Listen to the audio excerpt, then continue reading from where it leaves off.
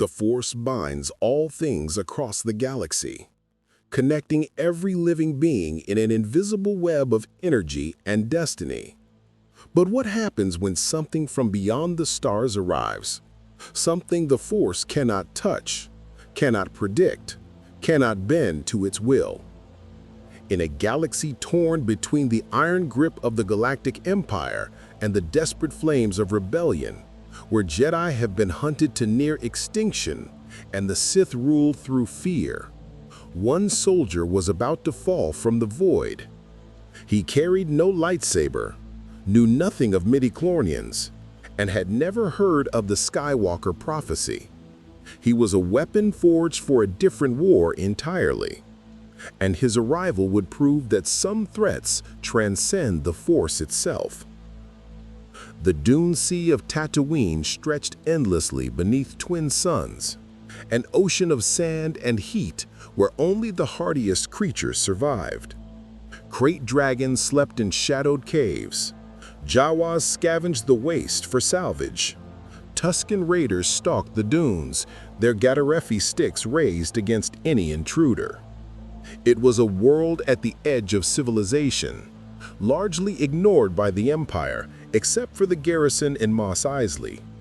Nothing of importance ever happened on Tatooine, until the sky tore open.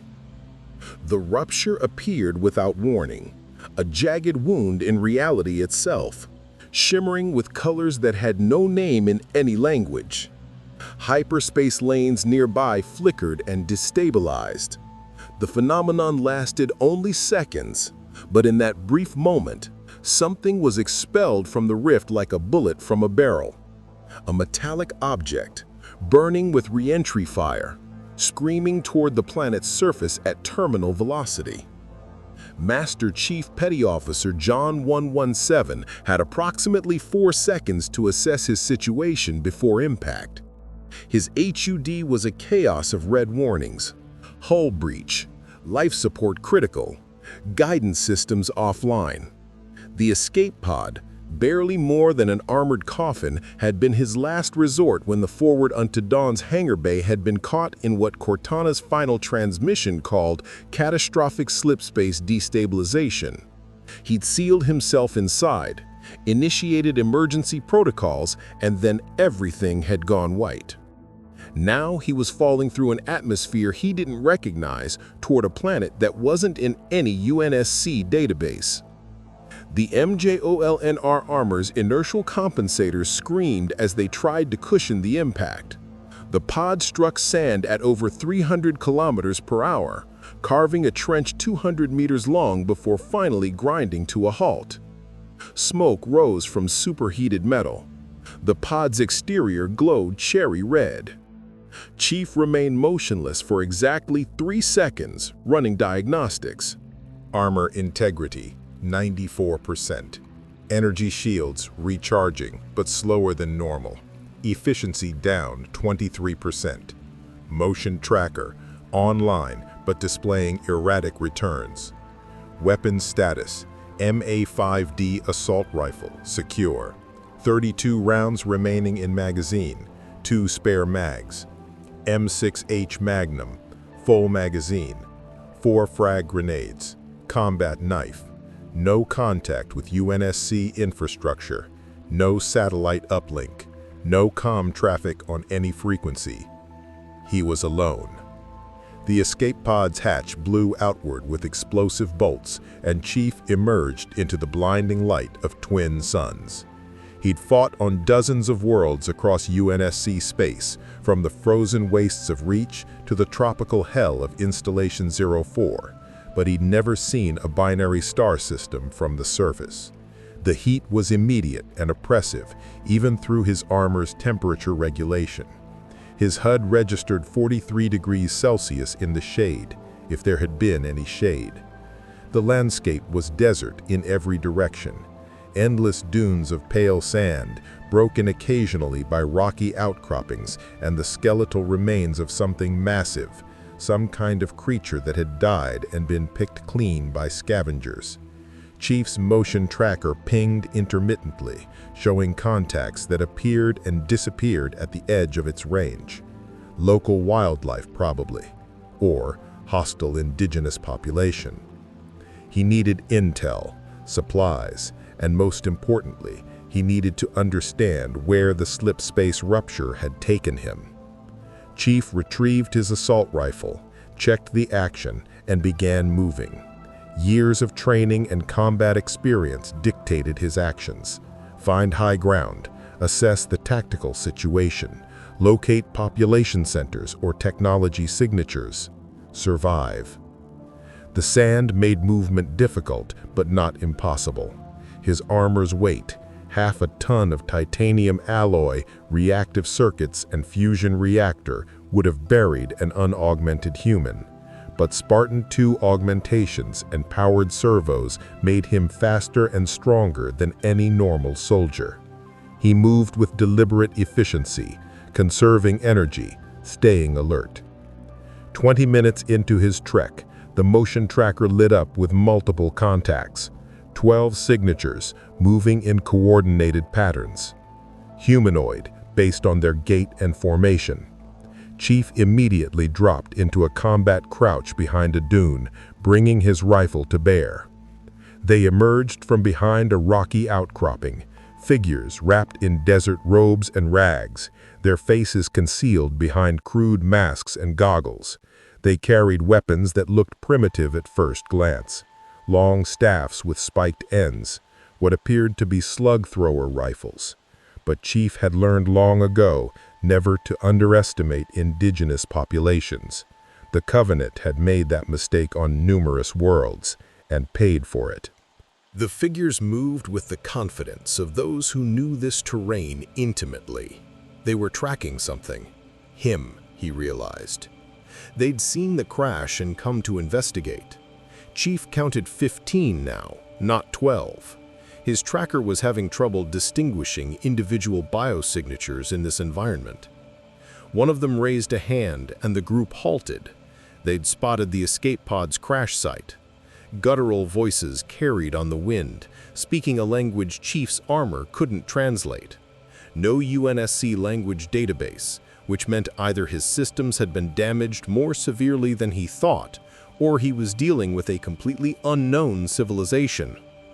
The figures approached the pod cautiously, weapons ready. When they found it empty, their postures changed, became alert, aggressive, hunting postures. Chief had seen it 1,000 times on 100 worlds. They knew he was nearby. Decision time. Engage or evade. These people hadn't shown hostile intent yet, and Chief had learned from Dr. Halsey that first contact protocols existed for a reason. But he was also a soldier who'd spent his entire life fighting for humanity's survival, and every instinct told him that showing weakness got you killed.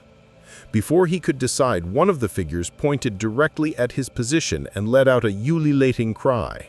The entire group turned as one and began advancing, weapons raised.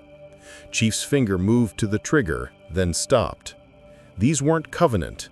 They weren't insurrectionists. They were locals defending their territory from what they perceived as an invader. He'd fought enough wars to know the difference between soldiers and survivors. He rose from cover, rifle lowered but ready, and raised one hand in what he hoped was a universal gesture of non-aggression. The effect was immediate and not what he'd expected. The figures froze, their concealed faces turning to one another in what seemed like shock or confusion. Then one of them, the leader, based on the more elaborate wrappings and what looked like trophies hanging from his belt, stepped forward and slammed the butt of his staff into the sand 3 times. A challenge. Chief recognized combat ritualization when he saw it. The leader advanced alone now, the others forming a circle. Chief's HUD analyzed the situation. Probable honor combat, winner-take-all scenario. Avoiding it would likely result in group engagement. The tactical calculus was clear. Chief handed his rifle to the sand, slowly, deliberately, and drew his combat knife. The blade was 7 inches of carbon steel, designed for Spartan strength.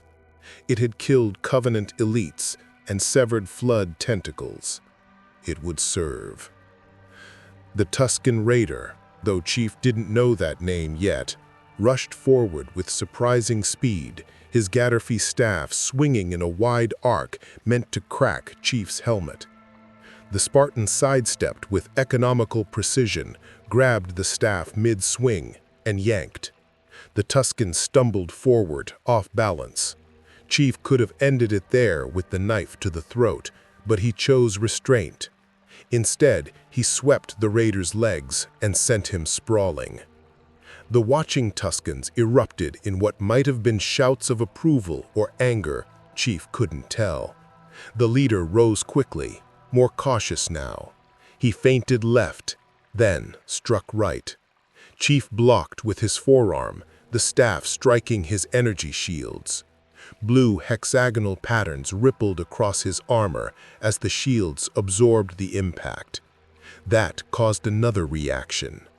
The Tuskens stepped back, their body language shifting from aggression to something that might have been awe or fear. They'd never seen anything like Mjolnir armor before. Chief pressed his advantage. He moved inside the Raider's reach, trapped the staff against his body, and drove his shoulder into the figure's chest. Not enough force to kill, but enough to end the fight. The Tusken flew backward 3 meters and landed hard. He didn't get up immediately. The circle of Tuskens stood frozen, then slowly began backing away.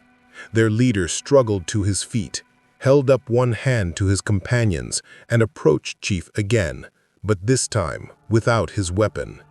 He made a gesture Chief didn't understand, something between a bow and a salute, then turned and barked orders. The Tuskens retreated, melting back into the desert like ghosts. Chief retrieved his rifle and watched them go. First contact, survived. Intelligence gathered, minimal but suggestive. This world had inhabitants, tribal social structures, and combat protocols.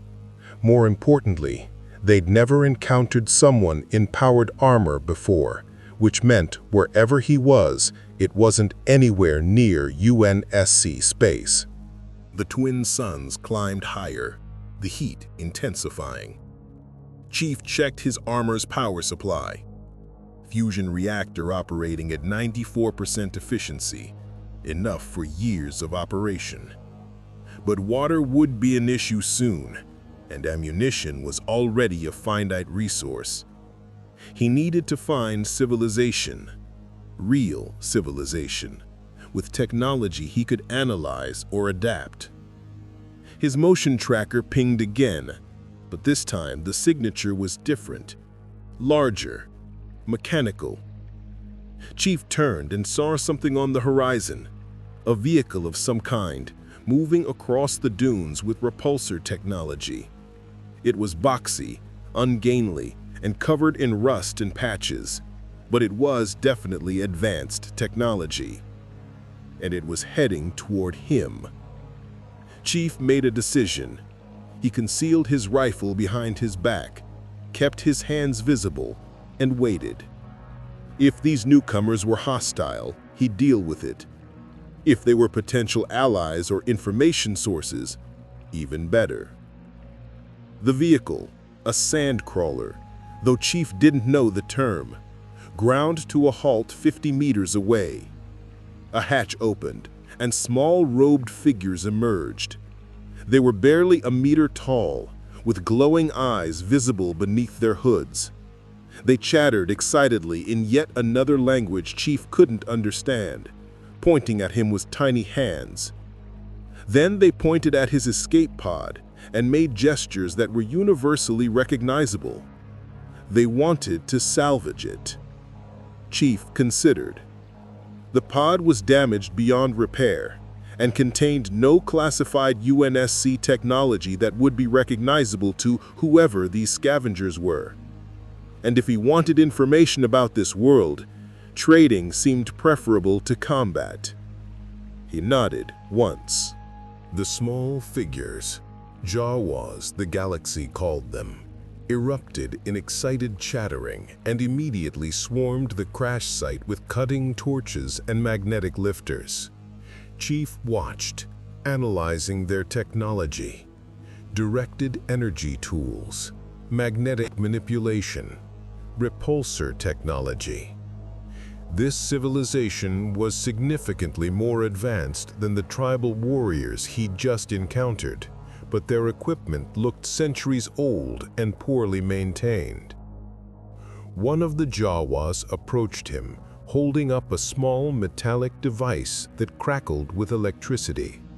An offering, or perhaps a trade. Chief accepted it, turned it over in his gauntleted hands. Some kind of multi-purpose tool, maybe. He nodded his thanks. The Jawa gestured excitedly toward the sandcrawler, then toward the horizon, then made what might have been a steering motion. Chief's HUD analyzed the gestures. They were offering transportation. He nodded again. The Jawa squealed with delight and ran back to the sandcrawler, shouting to his companions. Within minutes, the escape pod had been stripped of anything valuable and loaded onto the vehicle. Chief climbed aboard, ducking through a hatch barely large enough for his armored frame. The interior was dark, cramped, and smelled of oil and ozone. Dozens of pairs of glowing eyes watched him from the shadows. The sandcrawler lurched into motion, and Master Chief began his journey deeper into a galaxy he didn't understand, toward a war he hadn't chosen, where the Force itself would soon take notice of the soldier who existed outside its sight. If you want to see more characters enter the Star Wars galaxy, hit that subscribe button and drop the name of a character you'd want to see in the comments below. The sandcrawler rumbled across the dune sea for 3 hours, its ancient repulsor engines groaning under the weight of salvage and passengers. Chief stood near the rear hatch, his armor's motion tracker painting a 3-dimensional map of the vehicle's interior. 17 Jawas moving about their business, maintaining equipment, arguing over the division of scrap metal. None approached him after the initial contact, content to keep their distance from the armored giant who'd emerged from the sky. His HUD continuously scanned and analyzed everything within sensor range. The technology surrounding him was simultaneously advanced and primitive. Fusion-based power systems centuries ahead of early UNSC designs, yet maintained with what could only be described as post-apocalyptic desperation. Exposed wiring, corroded components, emergency patches on top of emergency patches. This civilization had once possessed impressive technology, but had either lost the knowledge to maintain it properly or simply didn't care. Through gaps in the sandcrawler's armor plating, Chief caught glimpses of the landscape changing. The endless dunes gave way to rocky badlands, then to what looked like moisture farms, crude installations with atmospheric evaporators pulling water from the air. Signs of permanent settlement. He was approaching civilization. The sandcrawler finally ground to a halt at the edge of a sprawling settlement that made every human colony Chief had ever seen look pristine by comparison. Buildings of packed sand and salvaged metal clustered together without apparent planning or zoning. The architecture was a chaotic mixture of domed structures, rectangular blocks, and what appeared to be half-buried spacecraft repurposed as housing. Beings of a dozen different species moved through narrow streets, some humanoid, others decidedly not. Chief's targeting system reflexively tracked potential threats before he consciously overrode the impulse. These were civilians, non-combatants. The fact that several were armed with what his HUD identified as directed energy weapons didn't change that assessment. This was simply how they lived. The jaw was gestured for him to disembark. Chief ducked through the hatch and stepped into what he would later learn was Mos Eisley, the largest spaceport on Tatooine, and a wretched hive of scum and villainy that the Empire barely bothered to control. The twin suns were setting now, casting long shadows across the settlement. Chief's armor automatically adjusted his visor's polarization, compensating for the changing light. His motion tracker immediately lit up with dozens, no hundreds of contacts, population density far higher than any UNSC colony he'd encountered outside of Reach or Earth itself. The Jawas chittered among themselves, then one pointed toward a cantina nearby and made drinking gestures. Information, Chief understood. Cantinas were where traders, smugglers, and travelers gathered, where information flowed as freely as alcohol. He nodded his acknowledgement, and the Jawas scurried away, apparently satisfied with their salvage haul. Chief moved through the streets with measured deliberation, his size and armored appearance drawing stares from every direction. A Rhodian merchant stumbled backward in shock. A group of what looked like pig-faced humanoids in flying harnesses gave him wide berth. Whispers followed him in languages his armor couldn't translate, but the tone was universal. Fear mixed with curiosity. He was analyzing architecture and technology when his motion tracker flagged a new signature type: synchronized movement patterns, military formation, heading directly toward him. Chief's hand moved reflexively toward his rifle before he forced himself to stop. Observation first, combat only if necessary. They rounded the corner in formation, 6 soldiers in white armor that covered them from head to toe. The armor was plastic composite, not titanium or ceramic, and the design prioritized intimidation over protection. Each carried a rifle that his HUD identified as directed energy weapons, blasters based on the power signature. Their helmets had stylized designs that suggested mass production rather than custom fitting. Stormtroopers, the Empire's enforcers. Though Chief didn't know their designation yet, he recognized soldiers when he saw them. The squad leader raised one hand, halting his unit. He stepped forward, his blaster rifle held across his chest in a non-threatening but ready position. "You." His voice came through a helmet speaker, distorted and mechanical. Identification and business in Mos Eisley. Chief remained motionless, assessing. These soldiers had discipline, but not combat experience. Their formation was parade ground perfect, but tactically vulnerable. They'd bunched up too close together. A single frag grenade would eliminate the entire squad. Their weapons were held too casually, fingers near but not on triggers. They expected compliance, not resistance. That told Chief volumes about the civilization he'd entered. This empire commanded obedience through reputation and overwhelming force, not because their individual soldiers were particularly dangerous. "I said identify yourself." The squad leader's voice rose, more nervous than angry. Chief's armor was completely unlike anything in Imperial databases, and that made him an unknown factor. Unknown factors made low-level soldiers nervous. Chief made a decision. He needed information more than he needed to preserve operational security in a galaxy where the UNSC didn't exist. Master Chief Petty Officer John 117, United Nations Space Command. The stormtroopers exchanged glances. Their body language shifted. Confusion, not recognition. Good. That confirmed he was far beyond UNSC space, possibly far beyond any space humanity had explored. "United Nations?" the stormtrooper repeated. "Never heard of it. What sector?" Chief didn't answer. His motion tracker had flagged something more concerning. Additional signatures converging on his position from 3 different directions. Not military formation, more opportunistic, predatory.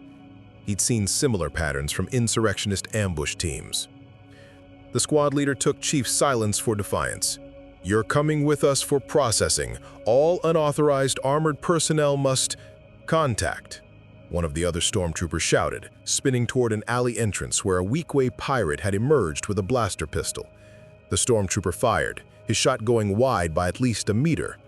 The pirate returned fire with considerably better accuracy, the blaster bolt striking the stormtrooper's chest plate and dropping him. Then the entire street erupted into chaos. More figures emerged from buildings and alleys, pirates, smugglers, mercenaries who decided the Empire's presence made this a good time to settle old scores. Blaster fire crisscrossed the street in brilliant red and blue bolts. The stormtroopers returned fire with enthusiasm but terrible accuracy, their shots hitting walls, windows, and in one case, a moisture evaporator that exploded in a shower of steam. Chief's combat instincts took over.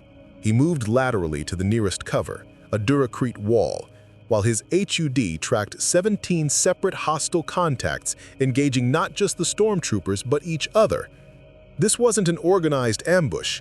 This was opportunistic violence, the kind that erupted when law enforcement was weak and criminals were many. A Rodian bounty hunter spotted Chief and apparently decided his armor was worth the risk. He emerged from cover, blaster rifle tracking toward Chief's center mass. The bounty hunter was fast, professionally trained, finger already squeezing the trigger. Chief was faster. He'd moved before the Rodian completed his firing stance, his Spartan augmented reflexes letting him process and respond to threats at superhuman speed. The blaster bolt struck his energy shields, causing hexagonal patterns to ripple across his armor. His shields dropped to 73%, but held.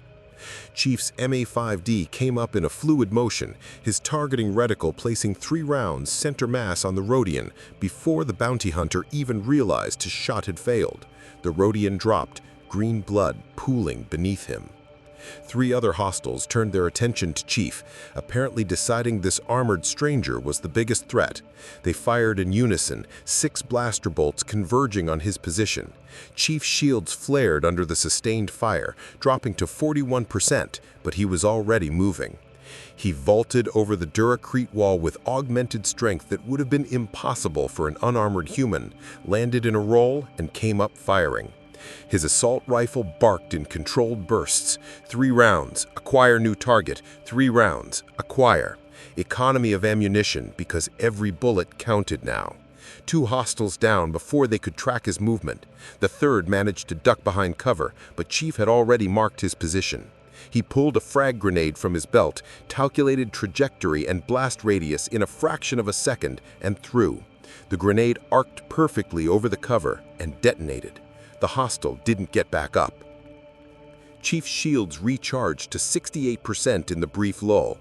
His motion tracker showed the stormtroopers had taken cover in a building entrance, half their squad down.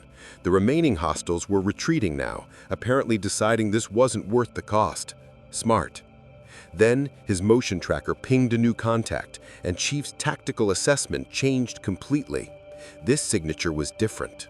It moved with purpose and confidence through the chaos, not fleeing or seeking cover, but advancing directly toward the combat zone.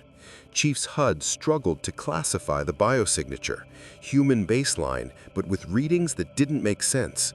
Energy fluctuations around the figure that resembled active camouflage but weren't quite the same.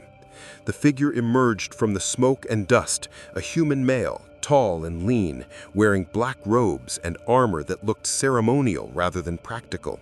His face was pale, almost corpse-like, with yellow eyes that seemed to glow in the fading light. He carried no visible weapons, but Chief's instincts screamed danger louder than they had during the entire firefight. This was a predator, an apex predator. The Inquisitor, though Chief didn't know the title, stopped 20 meters away and simply stared at Chief with those unnatural eyes. Around them, the firefight was ending, the surviving hostiles fleeing into the warrens of Mos Eisley. The stormtroopers remained in cover, apparently unwilling to approach while this figure was present. "Fascinating," the Inquisitor said, his voice soft and cold. I felt the disturbance from across the settlement. Violence, death, fear. He tilted his head, studying Chief like a scientist examining an interesting specimen. But you, I feel nothing. No presence in the Force, no echo, no shadow. You are a void where something should be. Chief didn't respond. His rifle remained trained on the Inquisitor's center mass, but something told him bullets wouldn't be enough. This enemy was different from anything he'd encountered. The way he moved, the confidence in his posture, despite being unarmed and facing an assault rifle, it reminded Chief of facing Covenant elites who'd been augmented by Forerunner technology. The Inquisitor raised one hand, and Chief's tactical assessment exploded into red warnings. His rifle tore itself from his grip with invisible force, flying across the street to clatter against a wall. His combat knife vibrated in its sheath, trying to pull free. The sensation was like being caught in a localized gravity field, but his armor's sensors detected no gravitational anomaly, no magnetic field, nothing that explained what was happening. Telekinesis, Chief processed instantly. Some kind of directed energy manipulation at a distance. Technology he didn't recognize or, and this seemed more likely based on the complete absence of visible equipment, biological capability. Enhanced human or alien masquerading as human. Either way, extremely dangerous. Chief's hand moved to his M6H Magnum, but the Inquisitor made a casual gesture and the sidearm flew away as well. Chief was disarmed in seconds, and his shields weren't designed to stop kinetic manipulation of objects he was carrying. Interesting. The Inquisitor stepped closer, circling Chief like a predator. Your armor responds to conventional weapons, but you have no defense against the Force, no training, no understanding. You're not from this galaxy at all, are you? Chief remained silent, but his mind raced through tactical options. Hand-to-hand combat against an opponent with telekinetic abilities. Environmental weapons, debris, rubble, anything not attached to his armor. His energy shields might disrupt direct telekinetic grip on his body itself. Maybe. The Inquisitor smiled, revealing teeth that seemed too sharp. The Empire will be very interested in you. A soldier who exists outside the Force, wearing armor unlike anything in Imperial records, carrying weapons of unknown design. You're either a threat to be eliminated or a resource to be exploited. The ISB will make that determination. He raised his hand again, and Chief felt pressure around his throat. Not physical hands, but that same invisible force, tightening like a noose. His shields flickered, but didn't stop it. The pressure increased, cutting off his air supply. Chief had been strangled before. Elites had tried it. Flood combat forms had wrapped tentacles around his neck. He'd learned that panic was the enemy, that the human body could function without oxygen for longer than most people thought. He had perhaps 30 seconds before unconsciousness. He lunged forward instead of pulling back, closing the distance with explosive speed. The Inquisitor's eyes widened in surprise. Apparently, most people tried to escape the telekinetic grip, not charge into it. Chief's armored fist drove toward the Inquisitor's face with enough force to shatter concrete. The Inquisitor released his telekinetic hold and dodged, but not quite fast enough. Chief's gauntlet grazed his cheek, drawing blood. The Inquisitor stumbled backward, shock replacing confidence on his pale face. "You dare?" he began, rage and disbelief in his voice. Chief didn't let him finish. He grabbed a piece of debris, a metal support beam torn loose during the firefight, and hurled it like a javelin. The Inquisitor raised his hand, stopping the beam mid-flight with his telekinesis, but the effort clearly cost him concentration. Chief was already moving, sprinting toward his fallen rifle. The Inquisitor screamed in fury and thrust both hands forward. Chief felt himself lifted off the ground, his entire half-ton of armored mass suspended 3 meters in the air by invisible force. Then he was flying backward, slammed into a wall with enough force to crack the duracrete.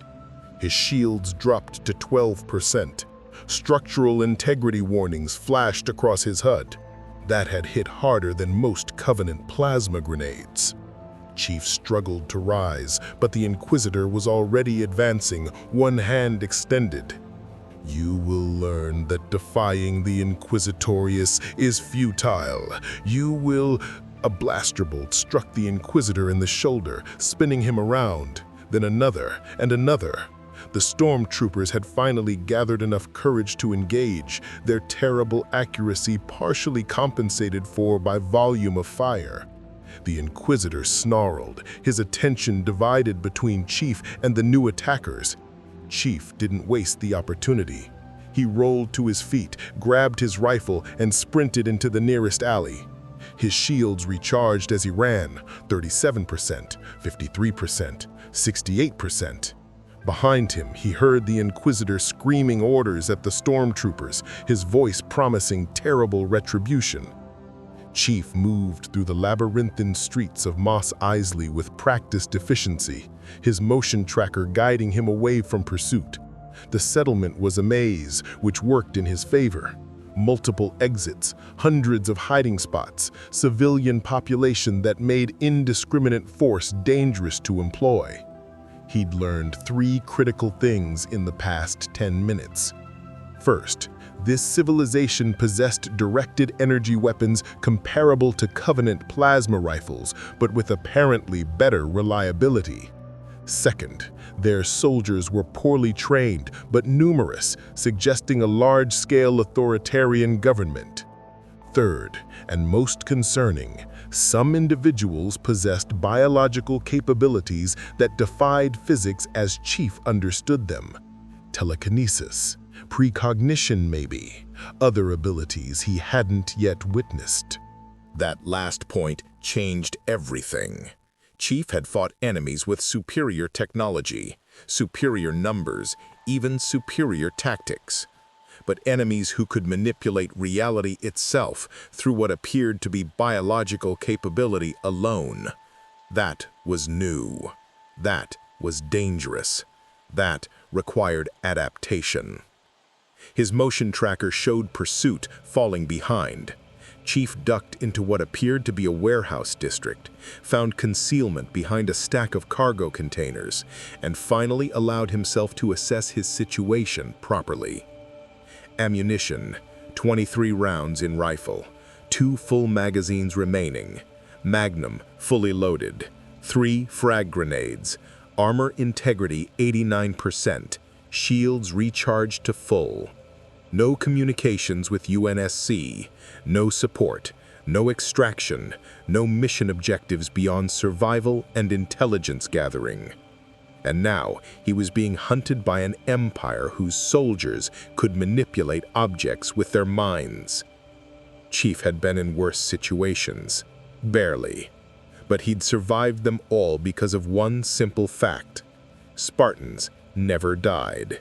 They were only missing in action.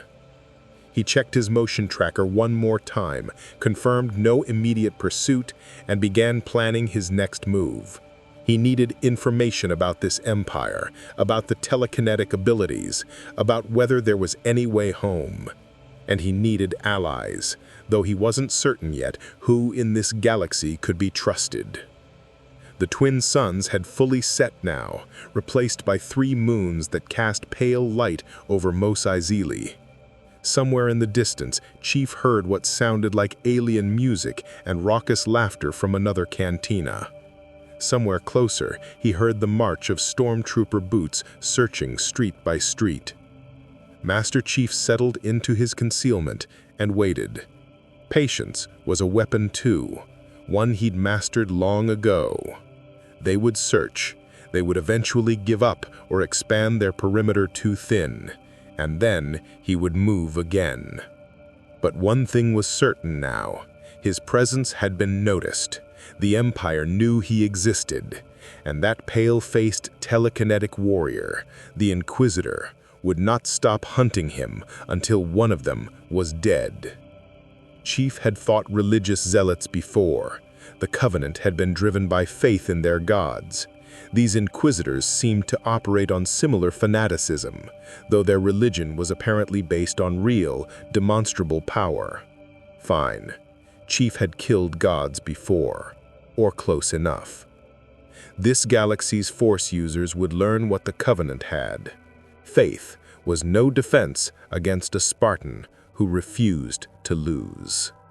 Chief remained in concealment for 4 hours, watching patrol patterns through his motion tracker and listening to the sounds of the Imperial search. The stormtroopers moved in predictable sweeps, their communications discipline poor enough that he could hear them complaining to each other even from a distance. They were conscripts or volunteers, not professional soldiers. After 3 hours, their search became perfunctory. After 4, they withdrew to their garrison, apparently deciding one armored stranger wasn't worth a sleepless night. The Inquisitor, however, had not given up. Chief's motion tracker showed a single contact moving through the streets with methodical precision, checking hiding spots with what seemed like supernatural awareness. Twice, the figure passed within 20 meters of Chief's position, and each time Chief felt something, a pressure at the edge of his consciousness, like being watched by invisible eyes.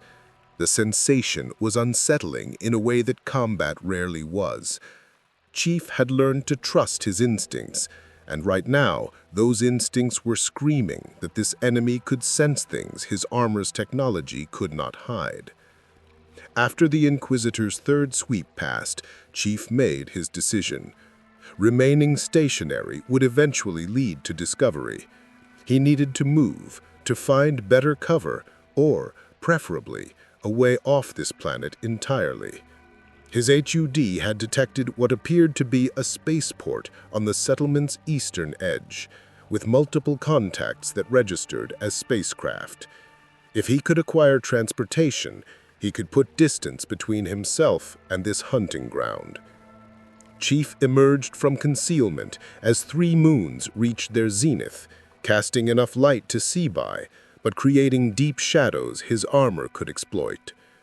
He moved through back alleys and service corridors, avoiding the main thoroughfares where stormtrooper patrols still lingered. His motion tracker painted a real-time map of the settlement, showing him the gaps in Imperial coverage. He was analyzing possible routes to the spaceport when his tracker flagged a new contact type, different from civilians, different from stormtroopers, moving with tactical awareness that suggested military training. Chief froze in shadow, his hand moving to his rifle. The armored figure made a sound that might have been a laugh. "Relax, stranger. If I wanted you dead, we wouldn't be talking. I'd have used the disruptor from ambush position." He gestured to a rooftop Chief's tracker hadn't flagged. "You're good at concealment, but your armor's EM signature is unusual. Makes you easy to track if you know what to look for." Chief filed that information away. His MJOLNR armor's fusion reactor and energy systems were designed for UNSC sensor profiles, not whatever detection technology this galaxy employed. Another vulnerability to address. "You're Mandalorian," the figure continued, apparently content to fill the silence himself. "Or you're wearing armor that could pass for it at distance, but that design..." He shook his head. "That's something else entirely. Custom work, probably worth more than a Corellian Corvette." Chief processed the term. Mandalorian, the warrior culture reference from earlier, when the desert tribals had backed down after seeing his combat capabilities. This was apparently a member of that culture, which meant potential ally or at least someone who understood combat honor codes. And you fought an Inquisitor to a standstill. That's impressive isn't the right word. Suicidal, maybe. But you're still breathing, so either you're extremely lucky or extremely dangerous. He paused. I'm thinking the second option. Chief made his decision. What's your interest in this? Direct. I appreciate that. The Mandalorian relaxed his stance slightly, though his hand remained near his weapon. My interest is simple. Anyone who pisses off the Empire and lives to tell about it is someone I want to know about. And anyone wearing armor that advanced, using weapons I don't recognize, appearing out of nowhere. He gestured at Chief. You're either a threat to my operations or a potential asset. I'm here to determine which. Operations, Chief repeated, his tone flat but inviting elaboration. I'm a bounty hunter, best in the Outer Rim, though my modesty prevents me from saying so out loud. There was dry humor in the modulated voice. Name's Kelborn. I hunt Imperial targets mostly. Deserters, war criminals, the kind of people the Empire once disappeared quietly. They as well, and I get to shoot stormtroopers occasionally. Win-win. Chief's tactical assessment shifted. Bounty hunters suggested mercenary motivations, but one who specialized in Imperial targets suggested someone with no love for the authoritarian government. Not necessarily an ally, but not an immediate enemy either. You're not from the core worlds, Kelborn continued, circling slowly to get a better angle on Chief. Not from the Outer Rim either. Your armor, your weapons, your combat style, none of it matches anything in Imperial records or criminal databases, and I checked both after hearing about the Inquisitor fight. He stopped, facing Chief directly. So here's my question. What are you? Clone prototype? Separatist remnant with new tech? Something the Hutts cooked up?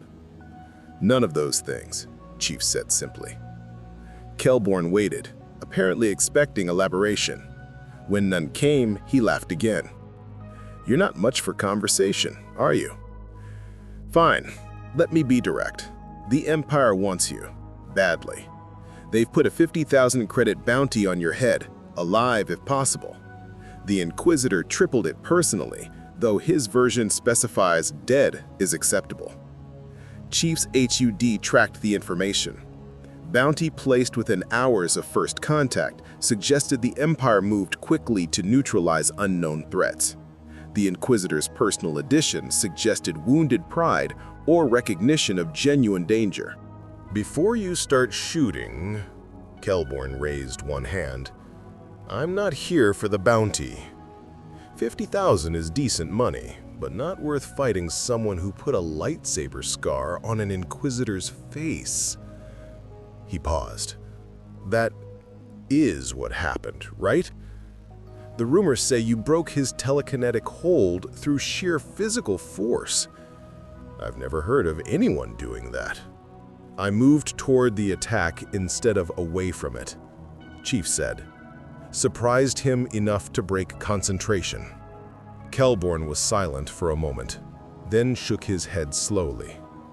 You talk about fighting an Inquisitor like you're discussing a training exercise. Either you don't understand how dangerous they are, or you're used to fighting things that are worse. He tilted his head. I'm thinking the second option again. Chief didn't respond. His motion tracker was flagging new contacts, multiple signatures approaching from two directions, not stormtroopers. Movement patterns suggested organized criminal elements. Bounty hunters, probably, drawn by the Imperial reward. We've got company, Kelborn said, apparently noticing the same thing through his own sensors. Thermal detonators, I'm betting. They'll try to box you in, force you toward the spaceport where Imperial reinforcements are staged. Standard bounty hunter tactics for high-value targets. Chief analyzed the tactical situation. 8 contacts converging, narrow alley with limited egress points, unknown enemy capabilities. Fighting would deplete ammunition and likely draw Imperial attention. Evasion was preferable, but the converging pattern suggested his earlier concealment techniques were no longer effective. "I can get you out of here," Kelborn said, his voice matter-of-fact. "My ship's docked at Bay 94, just past the commercial district. Fast hyperdrive, good shields, and most importantly, a working transponder code that won't trigger Imperial interdiction. But I want information in return. Where you're from, what you are, and what you plan to do about the Inquisitor who's now hunting you across the sector." Chief weighed the offer. Trust was a luxury he couldn't afford with an admitted mercenary, but tactical necessity sometimes required alliance with questionable partners. He'd worked with insurrectionists against the Covenant when humanity's survival demanded it. This situation wasn't that desperate yet, but it was moving in that direction. "You help me reach your ship," Chief said. "I'll answer 3 questions, truthfully."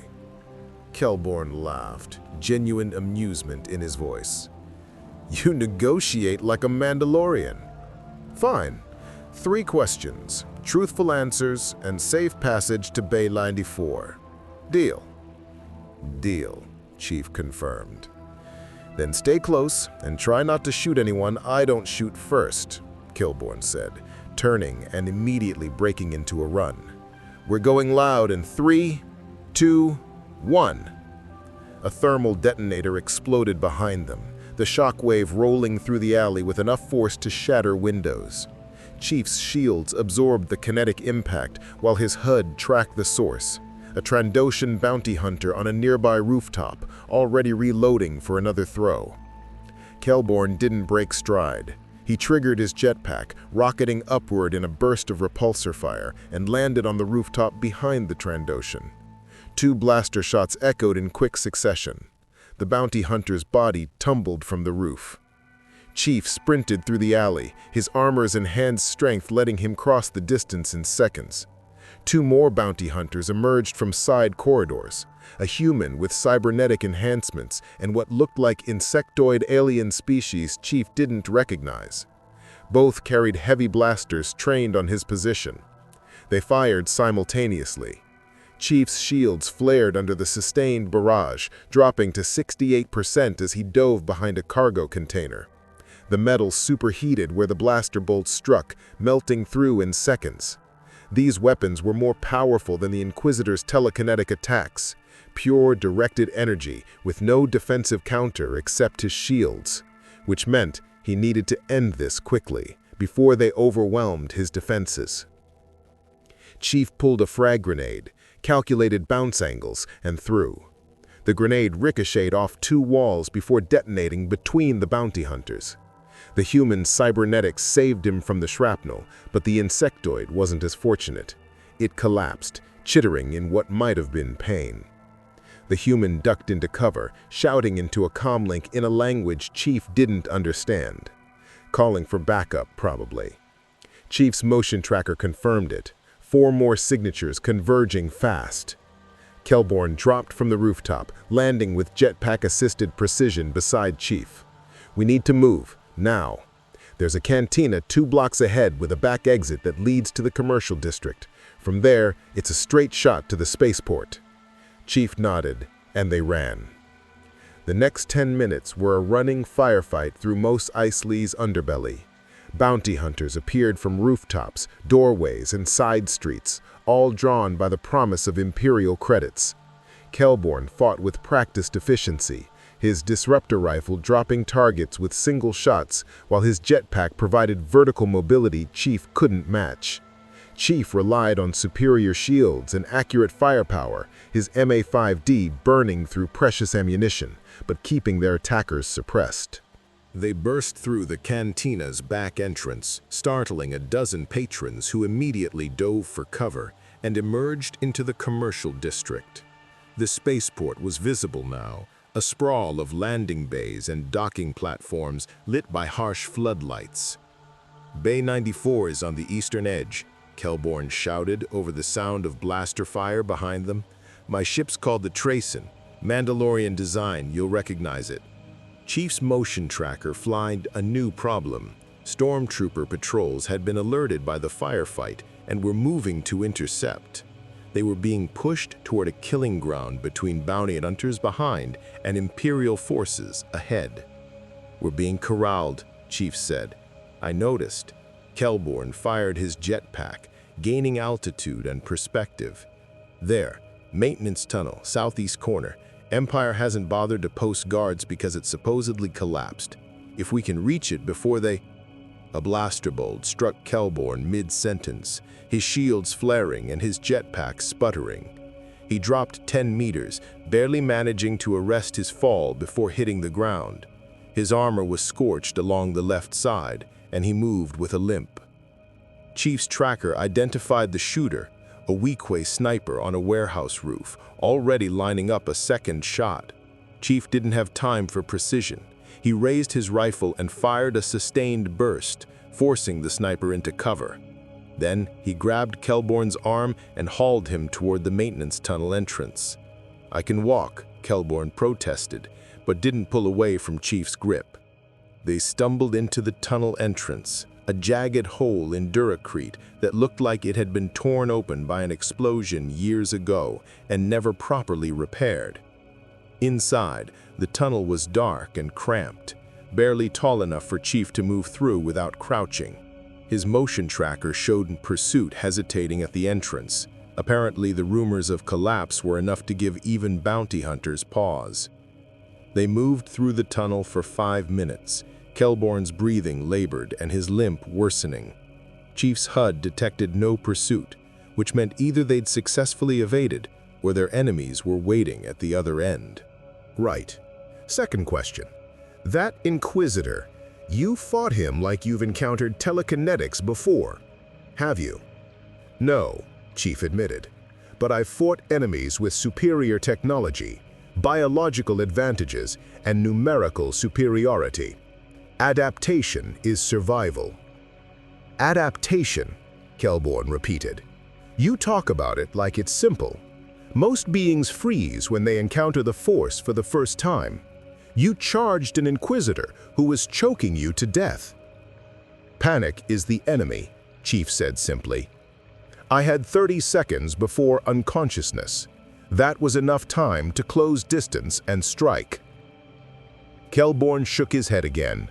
You're either insane or the most dangerous thing I've encountered in 15 years of bounty hunting. Possibly both. He activated the boarding ramp with a control on his gauntlet. Third question, and this is the important one. What are you going to do now? The Empire knows you exist. The Inquisitorius wants you dead or captured. You're stranded in a galaxy where you don't understand the basic physics of how some of the most dangerous beings operate. Most people in your situation would find a quiet planet, change their armor's appearance, and pray no one finds them. Chief was silent for a moment, considering the question. In UNSC space, his mission parameters were always clear. Defend humanity, eliminate Covenant threats, follow orders from properly constituted authority. Here, there was no UNSC, no command structure, no mission objectives beyond survival. But there was an authoritarian empire that reminded him uncomfortably of historical precedents from Earth's own past. There were warrior cultures like the Mandalorians who understood honor and combat. And there was something called the Force that some individuals could manipulate to achieve effects that seemed like magic. Most importantly, there were people suffering under Imperial rule, and Chief had spent his entire life protecting people. I'm going to learn, Chief finally said, about this galaxy, about the Force, about the factions and conflicts. Then I'm going to decide where I'm needed most. He looked at Kelborn directly. And I'm going to find a way home, but not before I understand what I'm leaving behind. Kelborn studied Chief for a long moment, then nodded slowly. That's Actually a decent answer. Most people would have said they'd find a way home immediately. Consequences be damned. He gestured toward the ship. Come on, we need to get off Tatooine before the Inquisitor calls in Star Destroyer support. And you need to meet someone who can actually explain what the Force is and why Inquisitors are so dangerous. Who? Chief asked. A friend. Former Jedi, before the Empire hunted them nearly to extinction. She's been hiding on Dantooine, studying the Force away from Imperial attention. Kelborn climbed the boarding ramp, favoring his injured leg. If anyone can explain to an extragalactic soldier why the Force matters, it's her. Plus, she owes me a favor, and I'm cashing it in to get you educated. Chief followed him up the ramp, his motion tracker showing no immediate pursuit. The ship's interior was cramped but functional, every space utilized for maximum efficiency. Weapon racks, supply lockers, navigation systems that looked sophisticated enough to rival UNSC standards.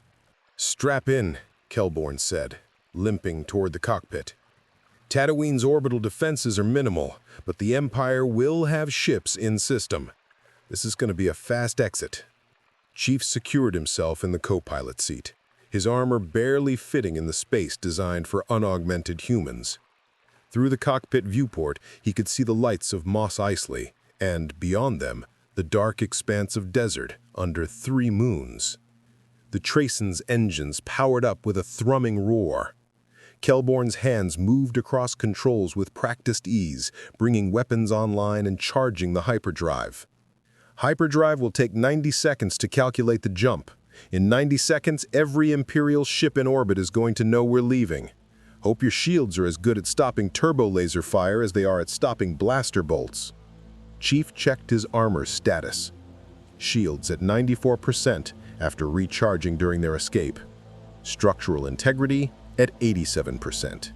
Ammunition critically low. 9 rounds in his rifle, 2 full magazines remaining. Magnum full. 2 frag grenades. He was in a spacecraft about to attempt escape from a hostile planet, piloted by a mercenary he'd known for less than an hour, heading to meet a member of a near-extinct religious order that could manipulate reality with their minds, in a galaxy where he was hunted by an authoritarian empire and didn't understand the basic rules of engagement. Chief had been in worse situations. Barely. 60 seconds, Kelborn announced. "Imperial Corvette just entered sensor range. They've detected our launch and are moving to intercept." Through the viewport, Chief saw the stars beginning to appear as they climbed through Tatooine's thin atmosphere. And there, silhouetted against those stars, the angular shape of an Imperial warship sliding into position. 40 seconds, Kelborn said, his voice tight. "They're charging weapons. This is going to be close." Chief's hand moved to the gunnery controls, his augmented reflexes and tactical training immediately understanding the targeting interface. It was different from UNSC systems, but the principles were the same. Lead the target, compensate for velocity, fire when locks achieve optimal probability. "You know how to use that?" Kelborn asked, surprised. "About to find out," Chief replied.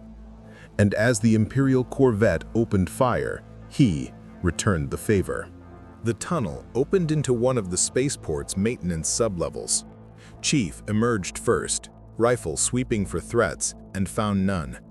Above them, through grated flooring, he could see the underside of docked ships, freighters, shuttles, what looked like personal yachts. "Bay 94, Kelborn wheezed, pointing toward a service ladder. "Up 1 level, 3rd docking platform." They climbed. Chief went first, checking each level for threats before helping Kelborn follow. The Mandalorian's armor had taken more damage than he'd initially indicated. His jetpack was leaking fuel, and his left leg showed signs of servo failure. Bay 94 contained a ship unlike anything in UNSC databases. It was sleek, where most spacecraft Chief had seen were boxy, its hull painted in grays and blues that suggested military heritage. The design was clearly meant for atmosphere as well as space, with wings that could provide lift and weapons hardpoints that promised serious firepower. The cockpit was angular, reminiscent of a bird of prey. Fire spray-class patrol craft, Kelborn said, with obvious pride despite his injuries. Pre-Imperial design, fast, tough, and armed well enough to make corvettes think twice. She's gotten me out of worse situations than this. Chief's tactical assessment approved. The ship looked functional and well-maintained, unlike most of the technology he'd seen on this planet. If Kelborn was telling the truth about the working transponder codes, this could provide the mobility Chief desperately needed. "Questions," Chief said, as they approached the boarding ramp. "You said 3. Kelborn paused, studying Chief even through his pain. "First question, where are you really from? And I want more than not from here." Chief considered how much to reveal, then decided partial truth served better than lies. "I'm from Earth, a planet approximately 26,000 light-years from the galactic core of my home galaxy. My civilization spans hundreds of star systems and is currently fighting a war against a religious alliance of alien species that outnumbers us 50 to 1. Kelborn was silent for a long moment. "You're saying you're from another galaxy entirely?" "Yes. That's impossible. Intergalactic travel would require energy expenditure that..." He stopped. "But your armor, your weapons, they don't match anything in our technological database because they're not from our technological tree at all. They evolved completely separately. I helped an extragalactic refugee escape Imperial forces. The other bounty hunters are going to be so angry when they find out what they missed." Second question. The Trason shuddered as turbo laser fire lanced past the cockpit, close enough that Chief's HUD registered electromagnetic interference from the near miss. The Imperial Corvette, a CR-90 model, according to the ship's tactical display, was positioned perfectly to intercept their escape trajectory, its forward batteries tracking their acceleration with mechanical precision. Chief's targeting reticle painted the Corvette's hull, analyzing weak points with algorithms designed for space combat against Covenant vessels. The principles were similar enough. Concentrate fire on shield generators, disable weapons batteries, create escape windows. His finger found the firing stud, and the Trason's dual laser cannon spoke with streams of coherent light. The shots went wide by 50 meters. "Compensate for angular momentum," Kelborn shouted over the alarm klaxons. "Their shields deflect at angles, not straight absorption. You need to..." Chief was already adjusting, his Spartan reflexes processing the new variables faster than Kelborn could explain them. The technology was different, the physics were similar. He fired again, this time leading the Corvette's movement and adjusting for the deflection angle Kelborn mentioned. 3 shots struck home, impacting the Corvette's forward shields in rapid succession. The shields flared with orange energy, holding but weakening. Good. Chief walked his fire across the shield surface, probing for weak points the way he'd learned to probe Covenant energy barriers. 20 seconds to hyperspace, Kelborn announced, throwing the Trason into a barrel roll that would have liquefied an unaugmented human. Chief's Spartan physiology and armor's inertial dampeners kept him conscious, but barely. "They're launching!" His warning was cut off as 4 TIE fighters screamed past the cockpit, their distinctive twin-ion engines howling in the vacuum of space. Chief's motion tracker painted them as fast-moving contacts, agile and maneuverable in ways that reminded him of Covenant seraphs. The TIE fighters broke formation, 2 coming around for attack runs from different vectors, while the other 2 climbed for altitude advantage. Standard fighter doctrine: bracket the target, force it to defend against multiple threats simultaneously, wear down shields through sustained fire. Chief had fought similar tactics above reach. He knew the counter. "Give me maneuvering control," Chief said, his hands already moving to the co-pilot's interface. "Are you insane?" Kilborn snapped, weaving between turbo-laser blasts. "You've never flown a fire spray." "I've flown worse in worse situations. 10 seconds, then take it back." Kilborn hesitated for exactly 1 second, then made a decision based on combat instinct. He transferred control. "You get us killed, I'm haunting you across every afterlife this galaxy has." Chief's hands found the controls, and muscle memory from 1,000 combat drops translated to this alien interface. The Tracen was responsive, more agile than its bulk suggested, with thrust-to-weight ratios that actually exceeded UNSC Pelican dropships. Good. The first TIE fighter opened fire, green laser bolts stitching a pattern toward the Tracen's aft section. Chief threw the ship into a climb that shouldn't have been possible for a craft this size, the inertial dampener screaming in protest. The TIE's shots passed beneath them, and Chief rolled inverted, bringing the Tracen's ventral guns to bear. He fired. The TIE fighter exploded in a brief blossom of flame and debris. 5 seconds to hyperspace, Kilborn shouted, taking back flight control and immediately diving toward Tatooine's gravity well to throw off the remaining TIE fighters' targeting solutions. "They're trying to block our jump vector with mass shadows."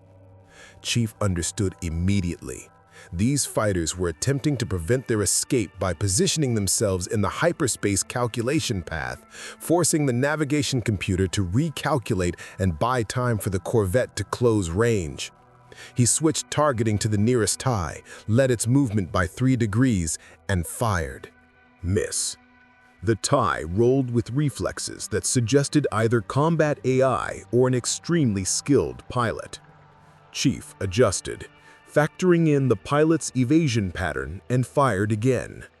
This time, the shots clipped the fighter's port solar panel, sending it spiraling out of control. 2 seconds. Kilborn pulled the Tracen into a climb that brought them face to face with the Imperial Corvette, now close enough that Chief could see individual viewport lights along its hull. Turbo lasers tracked them, firing in a pattern that would turn their ship into vapor in approximately 3 seconds. Chief aimed for the Corvette's bridge and fired everything. The laser cannons hammered the Corvette's forward shields, creating a cascade failure that rippled across the energy barrier. For exactly half a second, a gap appeared in the defensive screen. Chief's next salvo punched through, raking across the bridge's armored viewport. "Now," Chief said. Kilborn yanked the hyperdrive lever, and the universe stretched. The stars became lines, the lines became a tunnel, the tunnel became a maelstrom of impossible colors and geometric shapes that hurt to look at directly. Chief's HUD went haywire trying to process faster-than-light travel, displaying error messages and recalibrating spatial awareness algorithms that had been designed for real space navigation only. Then, as quickly as it began, it ended. The stars snapped back into normal configuration, and they were floating in open space with no Imperial ships in sensor range. "Hyperspace," Chief said, processing what had just happened. Faster-than-light travel without slip-space ruptures or Shah Fujikawa drives. The technology was decades ahead of UNSC capabilities, yet it seemed commonplace in this galaxy. "Welcome to galactic civilization," Kilborn said, his voice shaking slightly with adrenaline come-down. He slumped in his pilot's seat, hands still gripping the controls. "That was some of the best gunnery I've seen outside of Clone Wars veterans. Where did you learn to shoot like that?" "Practice," Chief said simply. "How long until we reach Dantooine?" 4 hours at current hyperspeed. Enough time for me to patch my armor and for you to explain how you just instinctively compensated for shield deflection angles without any training in galactic weapons systems. Most beings take weeks to learn that. You figured it out in 10 seconds. Chief followed, his bulk making the narrow corridor feel even more cramped. "Pattern recognition. Your shield technology operates on similar principles to energy barriers I've encountered before.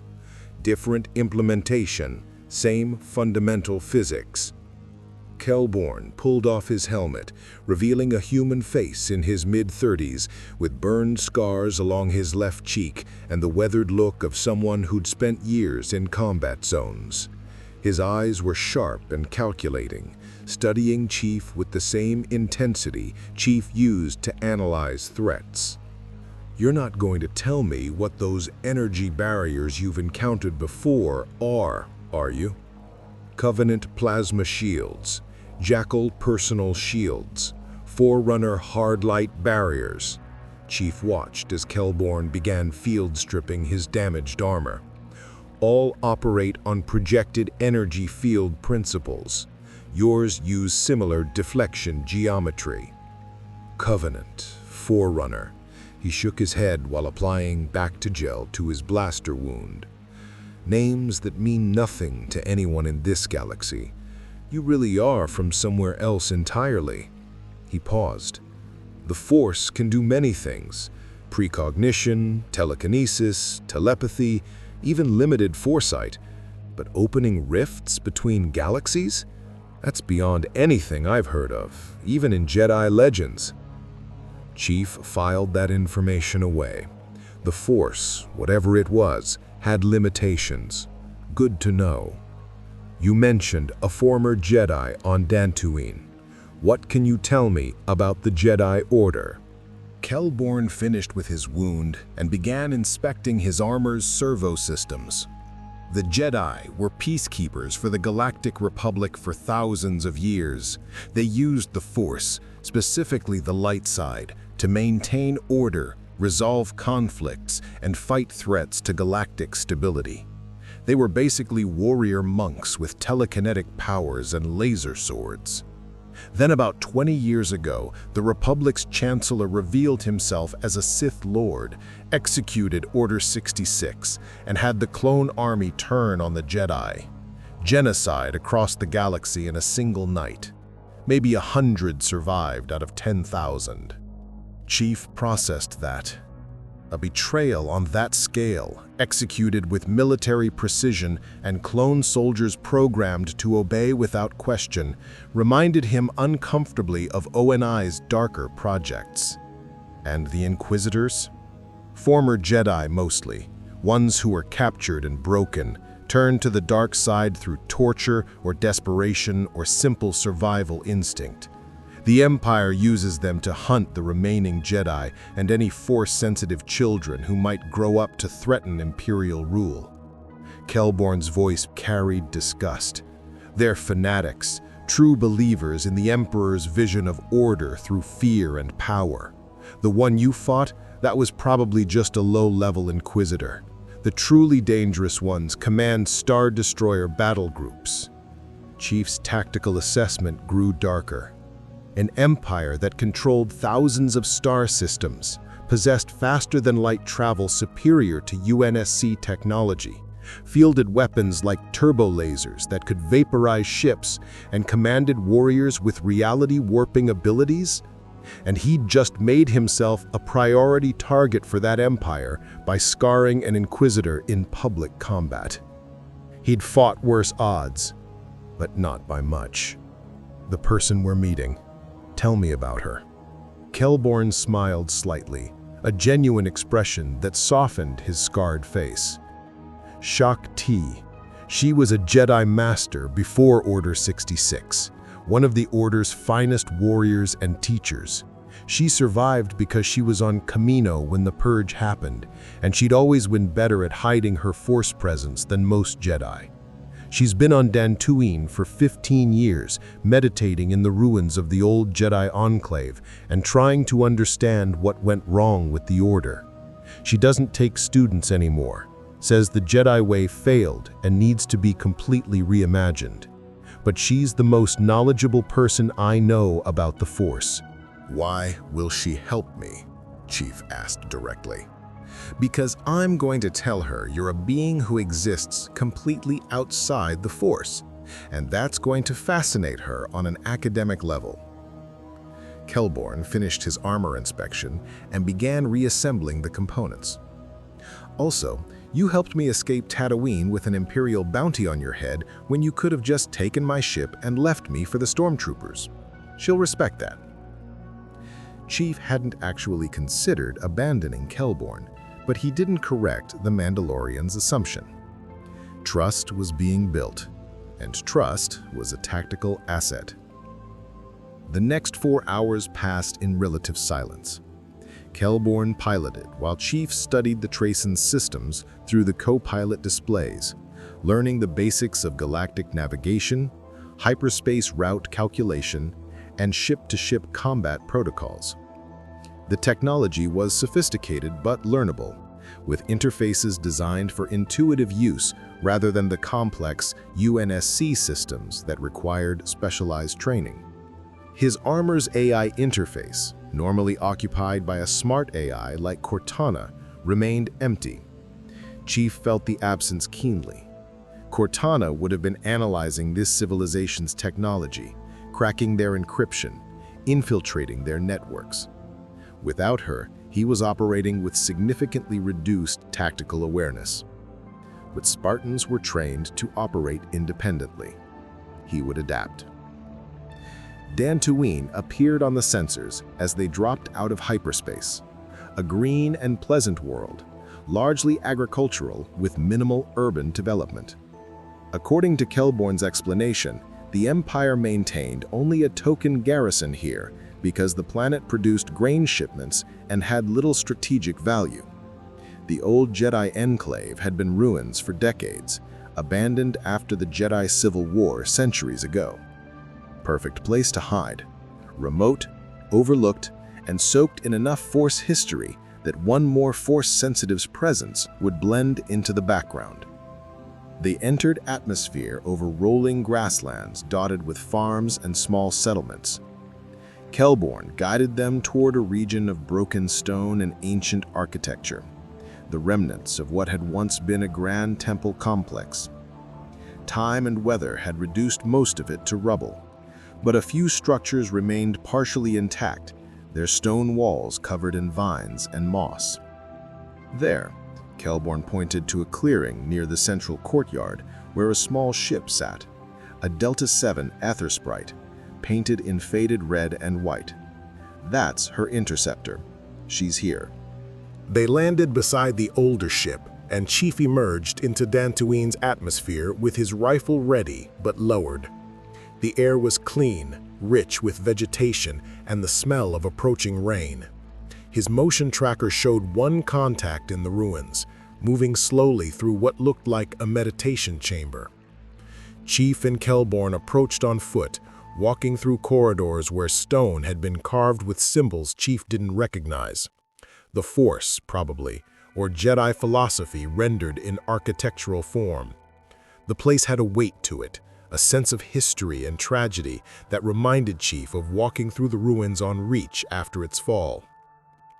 They found her in a circular chamber open to the sky, sitting in meditation before a broken fountain. She was Togruta.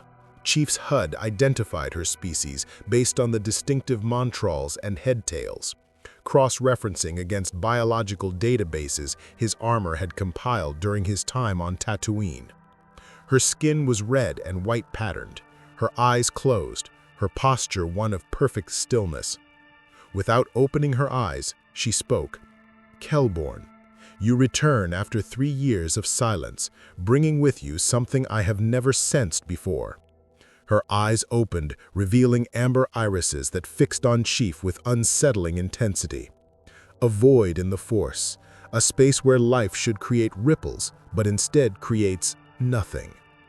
Chief remained still, analyzing this new threat. She carried no visible weapons, but if she was truly a Jedi Master, she didn't need them. Telekinesis, precognition, other abilities he didn't yet understand. His shields would provide some protection, but probably not enough if she decided he was a threat. Shakti rose in a single fluid motion, moving with grace that suggested decades of martial training. She approached Chief slowly, her head tilted in curiosity rather than aggression. "You are not from this galaxy," she said, and it wasn't a question.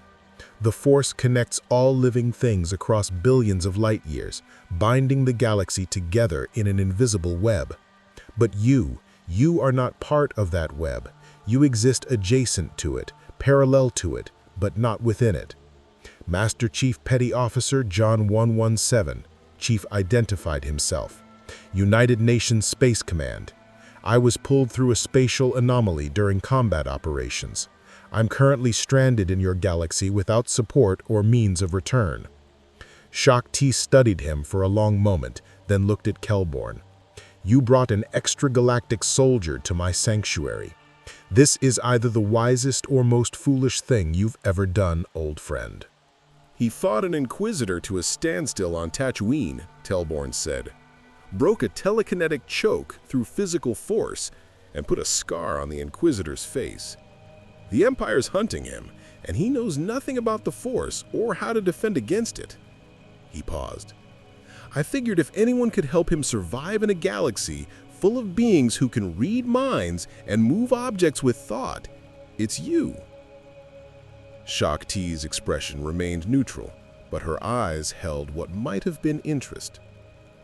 You wish me to teach him about the Force, to explain something that takes Jedi younglings years to understand, to a soldier who exists outside its influence entirely. Yes, Kelborn said simply. And you, Shaak Ti turned to Chief, why do you wish to learn? The Force cannot grant you its gifts. You are fundamentally disconnected from it. Understanding it will not let you wield it. Chief considered his response carefully. In combat, understanding your enemy's capabilities is the difference between victory and death. I've encountered opponents with telekinetic abilities, precognition, and other powers I can't explain. If I'm going to survive in this galaxy, I need to know how those powers work and what their limitations are. You speak of the Force as a weapon to be analyzed and countered. Most Jedi would find that perspective disturbing. The Force is life itself, not a tool for combat. With respect, Chief said, the Inquisitor who attacked me wasn't using telekinesis to preserve life. He was using it to kill.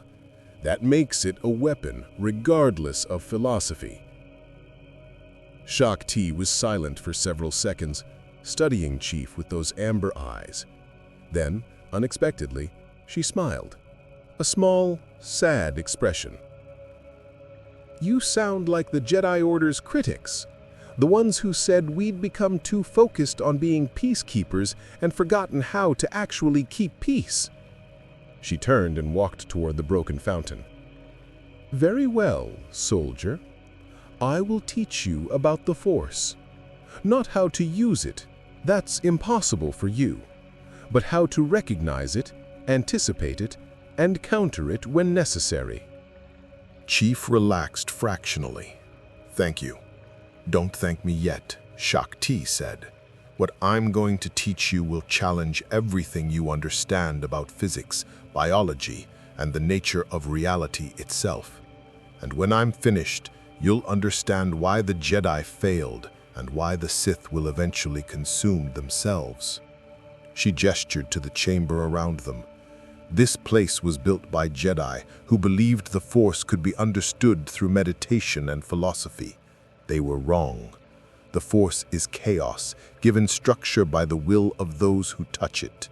And you, soldier who exists outside that chaos, may be the first being in millennia who can see it clearly. She sat again, resuming her meditation posture. Now sit, and I will explain why the being who attacked you on Tatooine is far more dangerous than you realize. Chief lowered himself to the stone floor, his armor scraping against ancient rock.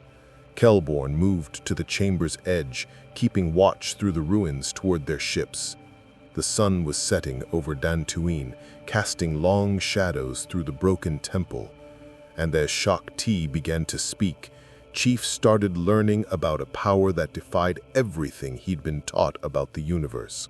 A power that could predict his movements, read his intentions, and kill him without ever touching him. A power that somehow he would need to learn to fight.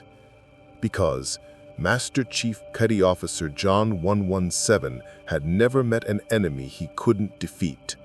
The Force would not be the first. The Force is not magic, Shakti began, her voice calm and measured in the gathering dusk. Though to those who cannot touch it, it often appears that way.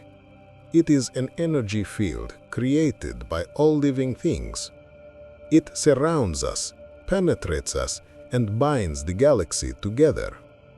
Midichlorians, microscopic organisms that live in symbiosis with living cells, allow certain beings to perceive and manipulate this field. Chief listened, his tactical mind categorizing information. Biological capability, then, enhanced by symbiotic organisms. That explains why some individuals can manipulate the Force and others can't. In the simplest terms, yes. Shakti's mantrals shifted slightly, a gesture Chief's HUD couldn't interpret. The Force is more than biology. It has a will of its own, or perhaps it reflects the collective will of all living things. Jedi philosophy teaches that the Force has a light side and a dark side, creation and destruction, peace and passion, selflessness and selfishness. The Inquisitor used the dark side, Chief said. It wasn't a question. Yes, dark side practitioners draw power from emotion, anger, fear, hatred. These emotions fueled their abilities, making them stronger in the moment, but ultimately consuming them. Shakti opened her eyes, fixing Chief with that unsettling amber gaze. The telekinesis you experienced, the choking, that was a basic dark side technique. He was using the Force to manipulate the air around your throat, crushing your windpipe without physical contact. Chief processed that. My shields didn't stop it. They're designed to deflect energy weapons and kinetic impacts, but telekinetic manipulation works through a different mechanism. Precisely. Your shields protect your body from external forces, but the Force doesn't strike from outside. It reaches through matter, manipulating it at a fundamental level. To defend against it, you would need— She paused, considering. You would need to disrupt the Force user's concentration, as you did by charging instead of retreating. Or you would need to understand their technique well enough to predict and counter it before execution.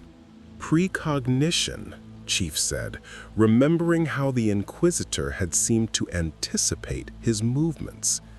He knew where I would move before I moved. Another fundamental Force ability. Jedi use it to deflect blaster bolts, anticipate enemy tactics, and sense danger before it manifests. In combat, a skilled Force user exists slightly ahead of time, seeing possibilities and probabilities before they occur. Shakti stood, drawing a cylindrical object from her robes. This makes them extraordinarily dangerous opponents. She ignited the object, and a blade of blue energy extended from the hilt with the distinctive snap hiss. A lightsaber. Chief had seen the Inquisitor carrying something similar, but hadn't seen it activated. The blade hummed with contained power, casting blue light across the chamber's stone walls. Plasma contained by magnetic field, superheated to the point where it can cut through most materials. Most, Shakti confirmed. Certain materials resist lightsabers, Beskar, cortosis, frick. But standard armor, even heavy plasteel, offers no protection. She moved through a combat form, her blade cutting elegant arcs through the air. Combined with force-enhanced reflexes and precognition, a Jedi or Sith becomes nearly unstoppable in melee combat. We can see your attacks before you make them, and move faster than unaugmented beings can follow. Chief watched her movements, analyzing the patterns. The combat forms were sophisticated, optimized for the lightsaber's unique properties. Weightless blade, omnidirectional cutting surface, no recoil. But they were also predictable in their elegance, designed for dueling other Force users rather than adapting to unpredictable opponents. "You're thinking about how to counter it," Shakti said, lowering her blade. "I can see it in your posture. You're a soldier. You approach every problem as something that can be defeated with sufficient tactical analysis." "Everything can be defeated," Chief said simply. "The question is finding the method and accepting the cost." Shakti deactivated her lightsaber, her expression thoughtful. "The Jedi Order would have called that philosophy dangerous. We believed in preserving life, avoiding conflict when possible, using violence only as a last resort. It's part of why we failed." She sat again, gesturing for Chief to remain standing. "We became so focused on our ideals that we forgot we were in a war. The Sith remembered. They embraced conflict, adapted to it, and ultimately destroyed us because they were willing to pay costs we weren't." Kelborn approached from his position at the chamber's edge. "Master T, the Empire knows he exists now. They'll be searching every system within 50 parsecs of Tatooine. We need a plan beyond just teaching him Force theory." "You're correct." Shakti stood, moving to a section of wall where faded murals depicted Jedi in combat. "The Inquisitorius won't stop hunting you, Chief. You represent something they cannot understand or predict, a being immune to their most reliable advantage. That makes you either a tool to be captured and studied or a threat to be eliminated." "What about the rebellion?" Kelborn suggested. "They're always looking for assets the Empire can't easily counter. A soldier who exists outside the Force, with armor that can take multiple blaster hits and weapons from an entirely different technological base. That's valuable." Chief had been considering the same thing. "Tell me about this rebellion. Command structure, goals, resources, operational doctrine." Shakti and Kelborn exchanged glances. Kelborn spoke first. "The Alliance to Restore the Republic, most call it the Rebel Alliance, is a coalition of systems, cells, and individuals opposed to the Empire. They're outnumbered, outgunned, and operate mostly through hit-and-run tactics and intelligence gathering. Command structure is complicated.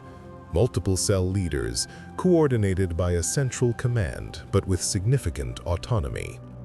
Leadership, Chief pressed. Mon Mothma and Bail Organa are the public faces.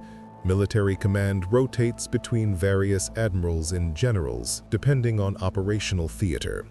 Jan Dodonna handles fleet operations. Princess Leia Organa has become increasingly important to operations despite her youth. Kelborn pulled up a holographic display from his gauntlet, showing star charts with red Imperial sectors and scattered blue Rebel positions. They've scored some victories, destroyed an Imperial superweapon called the Death Star about 3 years ago.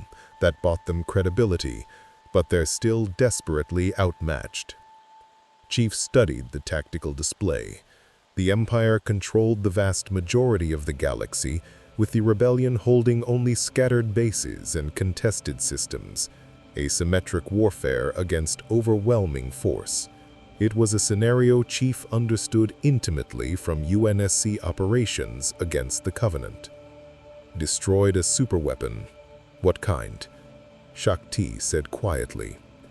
Battle station the size of a small moon, capable of destroying entire planets with a single shot.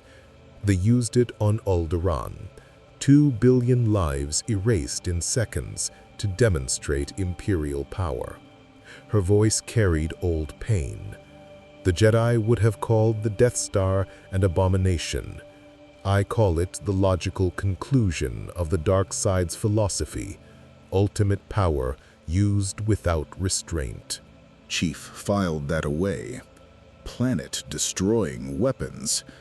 The Covenant had developed similar capabilities through sustained plasma bombardment, but nothing on that scale or efficiency. This Empire's technological superiority was becoming increasingly apparent. The Rebellion would want to recruit you, Kilborn continued, but working with them comes with risks. The Empire infiltrates their cells regularly. Information security is poor because they rely on volunteers and idealists rather than professional intelligence operatives. You'd be constantly exposed to Imperial intelligence operatives. But you'd also have access to resources, Shakti countered. Ships, weapons, supplies, and most importantly, information about Imperial movements and capabilities. If your goal is to learn about this galaxy and find a way home, the Rebellion's intelligence networks are some of the best outside the Empire itself. Chief considered both arguments. The tactical calculus was complex. Joining the Rebellion would provide logistical support and intelligence access, but would also make him a permanent target for Imperial retaliation. Remaining independent preserved operational security, but limited his resources to what he could salvage or steal. Before he could respond, his motion tracker lit up with multiple contacts. Chief's hand moved to his rifle in one fluid motion. We have company. 20 signatures approaching from the northeast. Military formation. Kelborn's expression darkened. Stormtroopers. How did they... He pulled up his ship's sensor logs. Damn it! They must have tracked my transponder code despite the scrambling. Either they've upgraded their detection grid or someone sold us out. Shakti was already moving, her lightsaber in hand, though not ignited. How many? 20 confirmed, Chief said, watching his tracker, plus one anomalous signature at the center. Different biosignature pattern, similar to the Inquisitor on Tatooine. They brought an Inquisitor, Shakti said, her voice calm but tense. This isn't a random patrol. They're specifically hunting us. She looked at Chief. They want you, but they'll capture or kill anyone with you. Kelborn and I are both criminals in Imperial eyes. He's a bounty hunter who specializes in Imperial targets, and I'm a Jedi survivor. We cannot be captured. Chief's tactical assessment ran through options. 20 stormtroopers were manageable with proper positioning and ammunition conservation. An Inquisitor complicated matters significantly, especially with only 9 rounds in his rifle and limited understanding of force combat. The ruins provided tactical advantages, narrow corridors, multiple egress points, vertical positioning options. But fighting here risked damage to the ancient temple, and Chief had learned from Dr. Halsey that preserving historical sites had value beyond immediate tactical concerns. We need to reach the ships, Chief said, fighting withdrawal through the ruins, using architecture to break line of sight and prevent the Inquisitor from maintaining sustained telekinetic attacks. Can you block or deflect lightsaber strikes? Shakti nodded. Yes, But prolonged engagement with an Inquisitor while protecting two non-Force users will be difficult. They're trained specifically to hunt Jedi. They know our techniques, our limitations, our psychological weaknesses. "Then we don't fight fair," Chief said simply. "Kelborn, can you provide covering fire from elevation? Target stormtroopers, force the Inquisitor to choose between advancing and protecting his troops." Kelborn's scarred face split in a grim smile. "Now you're speaking Mandalorian. I've got thermal detonators and a jetpack. I can rain hell from the rooftops." "Master T, I need you to explain the Inquisitor's most likely tactics. What will he prioritize? What weaknesses can I exploit?" Shaak Ti moved to the chamber's edge, looking out toward where the Imperial force was approaching. Inquisitors prioritize psychological warfare. They'll try to break your will before engaging physically. Expect taunts, displays of power, attempts to make you feel hopeless. She glanced at Chief. "That won't work on you. You have no force presence for them to manipulate emotionally. It will frustrate him, make him angry. Angry force users make mistakes." Good. Chief checked his ammunition one more time. 9 rounds, 2 magazines, 2 grenades. He'd fought entire Covenant lances with less. When he's frustrated and making mistakes, what's his most likely tactical error? Overcommitment, Shaak Ti said immediately. He'll try to prove his superiority through overwhelming force attacks, sustained telekinesis, force lightning if he's advanced enough. These techniques require concentration and leave him vulnerable to sudden, unexpected physical attacks. Chief nodded. It was the same weakness he'd exploited on Tatooine. Force users relied so heavily on their supernatural abilities that they underestimated conventional violence. Then we bait him, make him think he's winning until he overextends. "That's a dangerous game," Kelborn warned, activating his jetpack for a test burst. "Force lightning can kill through your shields. I've seen it melt Beskar if sustained long enough." "Noted," Chief said. His shields were already recharged to full, and his armor systems showed green across the board. Not optimal combat readiness. He'd prefer full ammunition loadout and backup support, but he'd learned long ago that Spartans made do with what they had. Positions. Kelborn, take the Western Wall ruins. Height advantage, clear sight lines to the approach. Master Tai, you're with me initially, but when the Inquisitor commits, I need you to engage any stormtroopers that try to flank through the Eastern Corridor. "You're going to face the Inquisitor alone," Shaak Ti said. Not a question, but a statement of tactical reality. "Yes," Chief confirmed. "I'm the target they want. That makes me the bait, and bait only works if the Predator thinks it's vulnerable." Shaak Ti studied him for a long moment, then bowed slightly, a gesture of respect. "You think like a Jedi who's learned that the code is a guideline, not a law. That's the kind of thinking that gets you killed or makes you legendary, sometimes both." She moved toward the Eastern Corridor, her hand on her lightsaber. "May the Force be with you, Chief. Even if it cannot touch you, perhaps you can touch it." Kelborn fired his jetpack and rose toward the ruined walls. "If we survive this, you're explaining exactly how you learn to treat Inquisitors like tactical puzzles instead of unstoppable nightmares." Chief didn't respond. He was already moving through the ruins, his mind calculating angles, distances, and probability curves. The Imperial force would enter through the main courtyard, the only approach that accommodated 20 troops in formation. That gave Chief approximately 90 seconds to position himself in the central chamber, where the broken fountain provided cover and multiple exits. His motion tracker showed the contacts getting closer. 75 meters, 60, 45. Chief settled into a defensive position behind the fountain, his rifle trained on the courtyard entrance. His breathing slowed, his heart rate dropped to combat steady. This was familiar ground, not the environment, but the situation.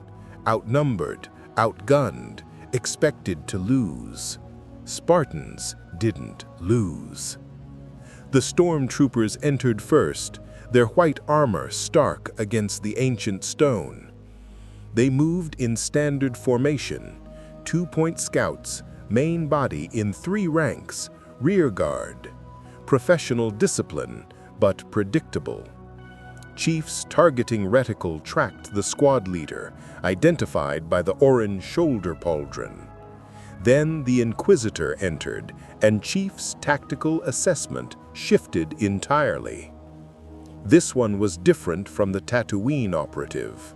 Female, with gray skin and distinctive tattoos marking her as Mirialan. She wore black armor with red accents, and her lightsaber hilt was crossed at her belt, a double-bladed design Chief had not yet encountered. But most unsettling were her eyes, pure black, with no visible iris or pupil, like staring into voids. "I sense you, Jedi, hiding in shadows, clinging to the memory of an order that failed and died. Surrender, and the Empire may show mercy. Resist, and you will learn that death is a kindness compared to what the Inquisitorius can inflict." Chief remained motionless, watching her move through the courtyard with predatory grace. She was scanning the ruins with more than her eyes.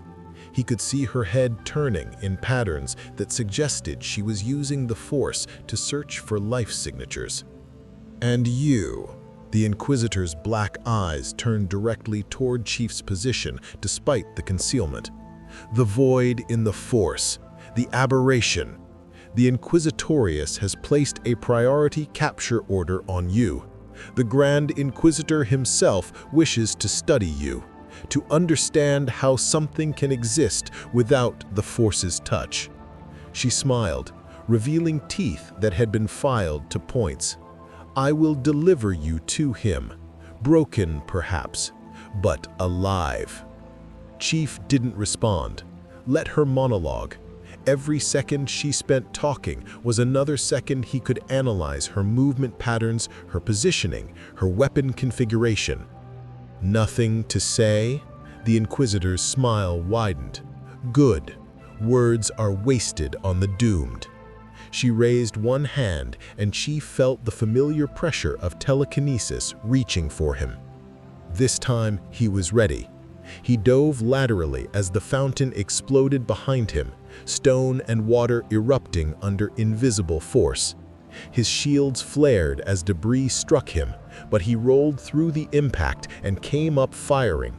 3-round burst, center mass. The lightsaber was already ignited, twin red blades spinning like a helicopter rotor, deflecting his bullets with casual precision. The bullets didn't disappear. They ricocheted off the energy blades at angles, striking stormtroopers who'd moved into formation behind her. 2 troopers dropped, friendly fire from their own protective detail. Good. Chief was already moving, using the ruins' architecture to break line of sight.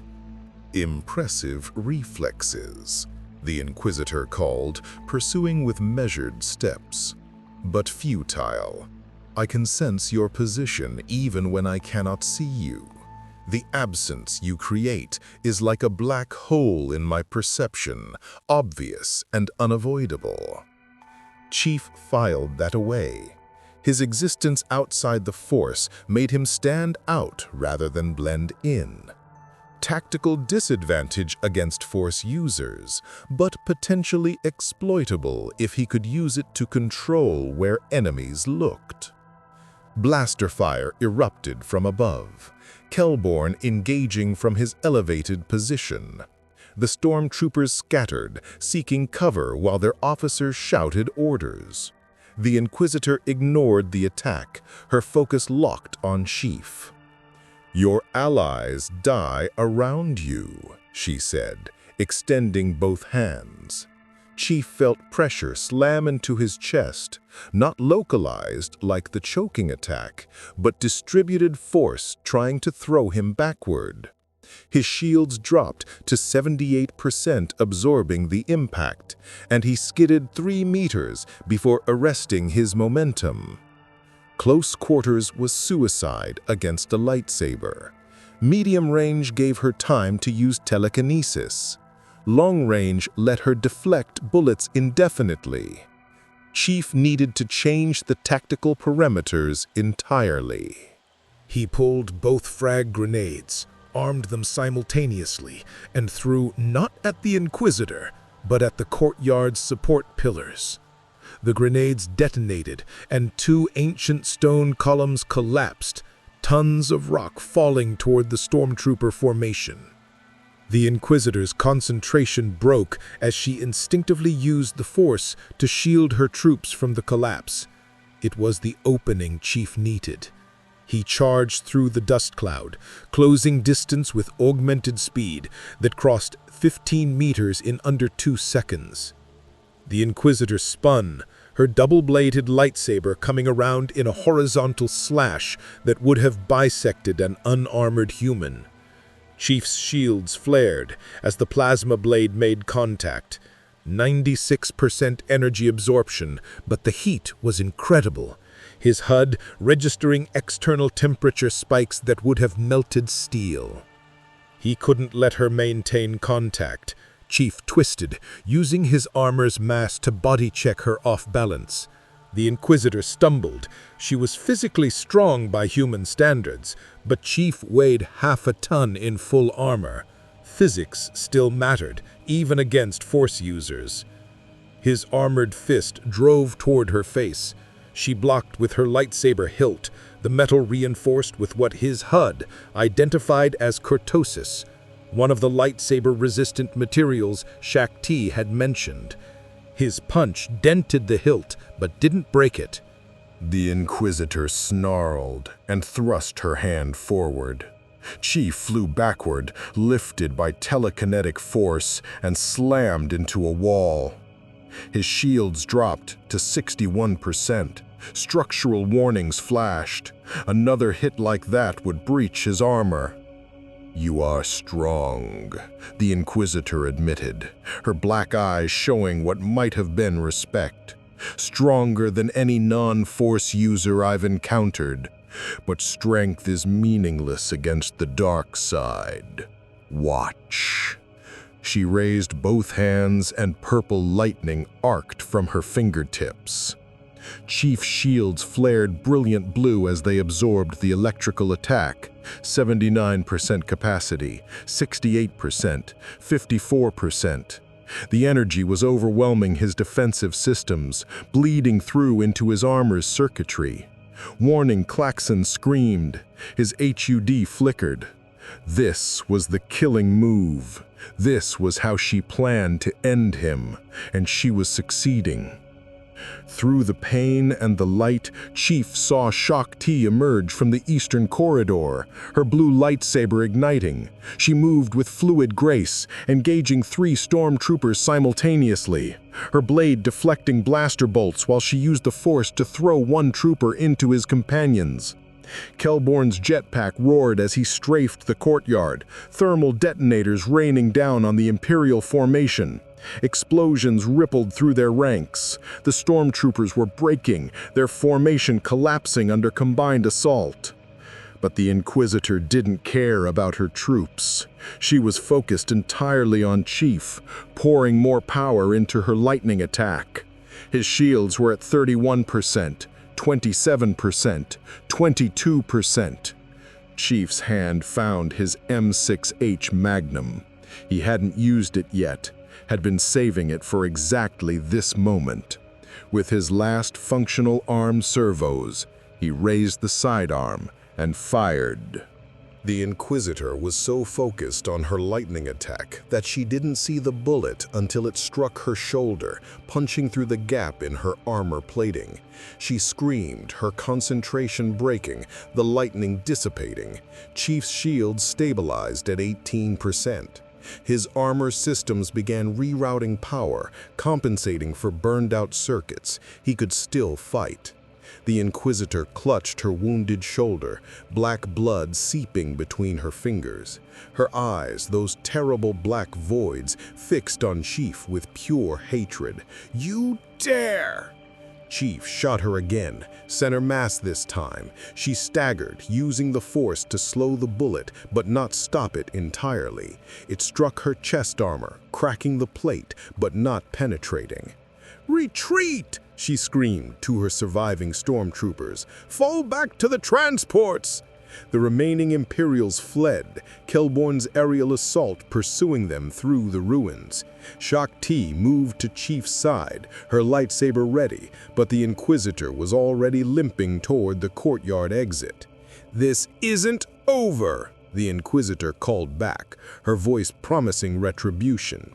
"The Inquisitorius never forgets. The Empire never forgives. You will be hunted across every system, every planet, every moon. There is nowhere you can hide from us." Then she was gone, disappearing into the gathering night with her shattered forces. Chief lowered his magnum, his breathing heavy. His armor showed critical damage to shield emitters, power routing systems, and environmental seals. He'd need hours of repair work. But he was alive. They were all alive. Shakti deactivated her lightsaber, studying Chief with those amber eyes. "You fought an Inquisitor to mutual retreat. Most beings can't claim that even once in a lifetime. You've done it twice in as many days." She paused. "The Empire will escalate. They'll send multiple Inquisitors next time, perhaps even Vader himself." "Vader?" Chief asked, filing the name for later analysis. "The Emperor's enforcer, the most powerful dark side user alive, a fallen Jedi who became something other." Shakti's expression was grim. "If Vader comes for you, even your armor and tactics may not be enough. He is beyond what Inquisitors can achieve." Kelborn landed beside them, his armor scorched but intact. "We need to leave, now. That Inquisitor will have called for Star Destroyer support before retreating. We have maybe 30 minutes before Imperial warships arrive." Chief nodded, already moving toward the Trason. His tactical situation had deteriorated significantly. The Empire now had confirmed data on his armor's capabilities, weapons, and combat doctrine. They would adapt. They would escalate. And eventually, they would send this Vader to finish what the Inquisitors had started. But Chief had also learned valuable intelligence. Force lightning could be survived with shields, though barely. Inquisitors could be distracted and injured through conventional means, and most importantly, he'd fought alongside a Jedi Master and a Mandalorian bounty hunter, and emerged victorious. Allies, resources, intelligence, the foundations of any successful military campaign. As they boarded the Trason and launched into Dantooine's night sky, Chief made his decision. He would contact this rebel alliance. He would offer his services in exchange for resources and information, and he would learn everything this galaxy could teach him about the Force, about the Empire, and about how to fight wars against impossible odds. Because that was what Spartans did. They adapted. They overcame. They won. And somewhere in this vast galaxy, there had to be a way home. The Trason broke atmosphere just as Imperial Star Destroyers dropped out of hyperspace, their massive wedge-shaped hulls blotting out the stars. Chief counted 3 capital ships on the sensors, each over a kilometer long and bristling with turbolaser batteries. They'd brought overwhelming force to capture or kill him, a response that confirmed just how seriously the Empire took threats they couldn't understand. "They're deploying TIE squadrons," Kelborn announced. his hands flying across the navigation console. 12 fighters launching from the lead destroyer. Hyperdrive needs 90 seconds to calculate the jump to the Rebellion rendezvous point. Chief moved to the gunnery station, his damaged armor interfacing with the ship's targeting systems despite the burned-out circuits from the Inquisitor's lightning attack. His HUD flickered intermittently, but the core combat systems remained functional. Can we outrun the fighters? Not for 90 seconds. Kelborn threw the ship into evasive maneuvers as the first turbolaser volleys lanced past them. We're going to have to fight our way through their picket line. Shaak Ti stood in the cramped cockpit, her eyes closed in meditation. I sense anger from the Inquisitor. She's aboard the lead Star Destroyer, demanding they capture us alive if possible. That gives us an advantage. They'll be forced to use ion cannons rather than full turbolaser bombardment. Ion cannons disable ships without destroying them, but they still hurt like hell and will leave us dead in space if they score enough hits. He pulled up a tactical display showing the Star Destroyer's formation. They're boxing us in. Classic Imperial interdiction pattern. We break through the fighter screen or we don't leave this system. Chief analyzed the tactical situation with the cold calculation that had kept him alive through decades of combat. 3 capital ships meant hundreds of turbolaser batteries and potentially thousands of crew. 12 TIE fighters were just the initial wave. More would launch once the Empire confirmed their vector. The Tracen was fast and well-armed for a patrol craft, but it wasn't a warship. This was a fighting retreat against overwhelming odds, and Chief had extensive experience with those. Kelborn, keep us moving toward the hyperspace jump point. Evasive pattern Delta. Randomize our vector changes to prevent targeting predictions. Chief's hands moved across the gunnery controls, his Spartan reflexes compensating for the unfamiliar interface. Master Tai, I need you to tell me if the Inquisitor tries anything with the Force from range. Can she affect the ship at this distance? No, Shaak Ti said, her eyes still closed. The Force requires concentration and proximity. At this range, she can sense us, but not manipulate us directly. She paused. But I feel something else, a presence aboard the second Star Destroyer. Powerful, ancient, full of rage and pain. Vader, Kelborn breathed. They called him in. We're more important than I thought. Chief filed the name away for later consideration. Right now, he had immediate threats to address. The TIE Fighter Squadron was spreading into attack formation, their twin ion engines screaming as they accelerated toward the Tracen. Chief's targeting computer painted them with red brackets, calculating intercept vectors. The lead TIE opened fire, green laser bolts stitching space toward their position. Chief rolled the ship, and Chief felt the inertial dampeners strain to compensate. His stomach lurched. He'd experienced worse G-forces during orbital drops, but those had been in purpose-built drop pods, not civilian patrol craft retrofitted for combat. Chief returned fire, his shots walking across the lead TIE's flight path. The fighter jinked left, avoiding 2 shots, but the third caught its port solar panel. The TIE spiraled out of control, its pilot ejecting in a small spherical escape pod before the craft exploded. Good shooting, Kelborn said tightly, pulling into a climb that brought them face to face with 3 more TIE fighters. But we can't shoot our way through 11 more fighters and 3 Star Destroyers. We need... An ion cannon blast struck their aft shields, and every system on the Tracen flickered for 3 seconds before rebooting. When it came back online, warning indicators showed shield strength at 34% and dropping. The ion energy was cascading through their defensive systems, disrupting the power flow. "Shields failing!" Kelborn shouted. "Another hit like that, and we're dead in space." Chief made a tactical decision. Divert all power to engines and hyperdrive. Drop the shields completely. "Are you insane?" Kelborn's voice rose an octave. "Without shields, a single turbo laser hit will vaporize us." They're not using turbolasers. They're using ion cannons because they want us alive. Chief was already rerouting power through the gunnery console, his fingers moving with precise efficiency. No shields means we're faster and the hyperdrive charges quicker. We trade defense for speed. Kelborn stared at him for exactly 2 seconds, then made his decision. You're either brilliant or suicidal. He killed the shields, and the Tracen surged forward with a burst of acceleration that threw Chief against his restraints. Hyperdrive now charges in 45 seconds.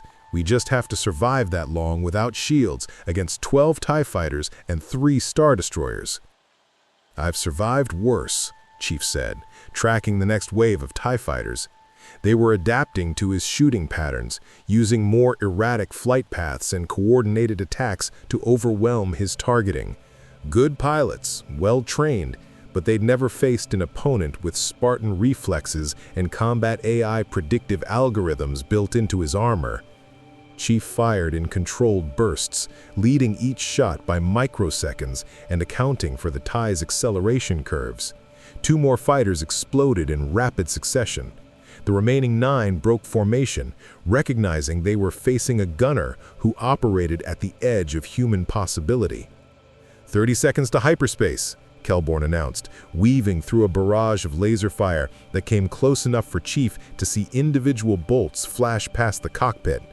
The Star Destroyers are repositioning. They're going to try a track-to-beam lock. Chief understood the implication immediately. Tractor beams, projected gravity wells that could see ships and pull them into docking bays. Once caught, escape would be impossible. Can we outrun the beam's effective range? Not in 30 seconds. Kelborn's scarred face was pale with concentration. We need a distraction, something to force them to choose between maintaining the tractor beam lock and defending themselves. Shaak Ti's eyes opened. I may be able to help. The Force can influence probability, nudge events in directions they might naturally go anyway. If I meditate on the Star Destroyer's targeting systems, I might cause a cascade failure. Nothing dramatic, just enough electronic malfunction to buy us seconds. Do it, Chief said, never taking his eyes from the tactical display. 5 TIE fighters were forming up for a synchronized attack run, trying to bracket the Tracen from multiple vectors. Chief calculated firing solutions for each, prioritizing targets by threat level. Shaak Ti's eyes opened. I may be able to help. The Force can influence probability, nudge events in directions they might naturally go anyway. If I meditate on the Star Destroyer's targeting systems, I might cause a cascade failure. Nothing dramatic, just enough electronic malfunction to buy us seconds. Do it, Chief said, never taking his eyes from the tactical display. 5 TIE fighters were forming up for a synchronized attack run, trying to bracket the Tracen from multiple vectors.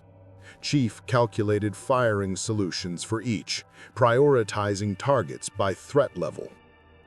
Shaak Ti's breathing deepened, and Chief felt something shift in the air around them. Not physical, but present nonetheless. The hair on his arm stood up beneath his armor's bodysuit. Whatever the Force was, it was active now, and even his disconnection from it couldn't completely shield him from its presence at close range. 20 seconds, Kelborn said. The TIE fighters opened fire, and he threw the Tracen into a barrel roll that would have shattered an augmented pilot's spine. Chief's targeting reticle tracked through the chaos, his shots precisely timed for the microseconds when their flight path aligned with enemy positions. 2 more TIEs exploded, a third took critical damage and broke off, trailing atmosphere from a hull breach. 6 remained. 10 seconds! The lead Star Destroyer's tractor beam lanced out, a cone of gravitational force reaching for them like an invisible hand. Chief felt the ship's acceleration falter as the beam caught their aft section. Kelborn screamed in frustration, pouring every ounce of power into the engines, but they were being pulled backward despite maximum thrust. Then, the Star Destroyer's tractor beam flickered and died. Their targeting sensors just suffered a cascade failure, Kelborn read from his displays, disbelief in his voice. All 3 Star Destroyers report primary systems glitching simultaneously. That's not possible. Those systems have quintuple redundancy. The Force doesn't care about redundancy, Shao-Ti said quietly, sweat beading on her forehead. I simply encouraged electrons to flow in directions they were already inclined to go. Probability manipulation on a quantum scale. But I cannot maintain it for long. You don't have to, Kelborn said, grabbing the hyperdrive lever. 5 seconds. 4, 3. A final ion cannon blast struck their port engine, and Chief felt the ship shudder as critical systems failed. The engine exploded in a shower of sparks and vented plasma. Their acceleration dropped by half. The hyperdrive calculation wavered, threatening to abort. "We're not going to make it," Kelborn said, his voice flat with the certainty of death. "The jump calculation is failing. Without that engine, we don't have enough speed to transition to hyperspace cleanly. We'll be torn apart in the dimensional shift." Chief's mind raced through options. They had no shields, 1 engine, and a damaged hyperdrive facing 6 TIE fighters and 3 Star Destroyers that were already recovering from their system's glitches. Standard tactics said this was unwinnable. Standard tactics got people killed. Override the safety protocols, Chief said. Force the hyperdrive to engage regardless of the calculation errors. That's suicide, Kelborn protested. Hyperspace jumps without proper calculations mean we could intersect a planet, a star, a black hole. We'll have no control over where we emerge. We're dead if we stay here, Chief said simply. Unknown destination is better than certain death. Do it. Kelborn locked eyes with Chief for a long moment, then his scarred face twisted into something between a smile and a grimace. You're absolutely insane. I respect that. He began manually overriding safety protocols, his fingers flying across controls that beeped angry warnings. Master T, if there's any Force technique for surviving blind hyperspace jumps, now would be an excellent time to mention it. There isn't, Shak-Ti said, but she moved behind Kelborn's seat and placed her hands on his shoulders.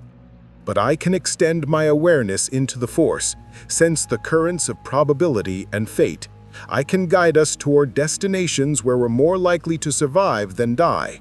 It's not precision navigation, but it's better than pure chance. Good enough, Chief said. The TIE fighters were forming up for another attack run, and the Star Destroyer's turbolaser batteries were finally going hot.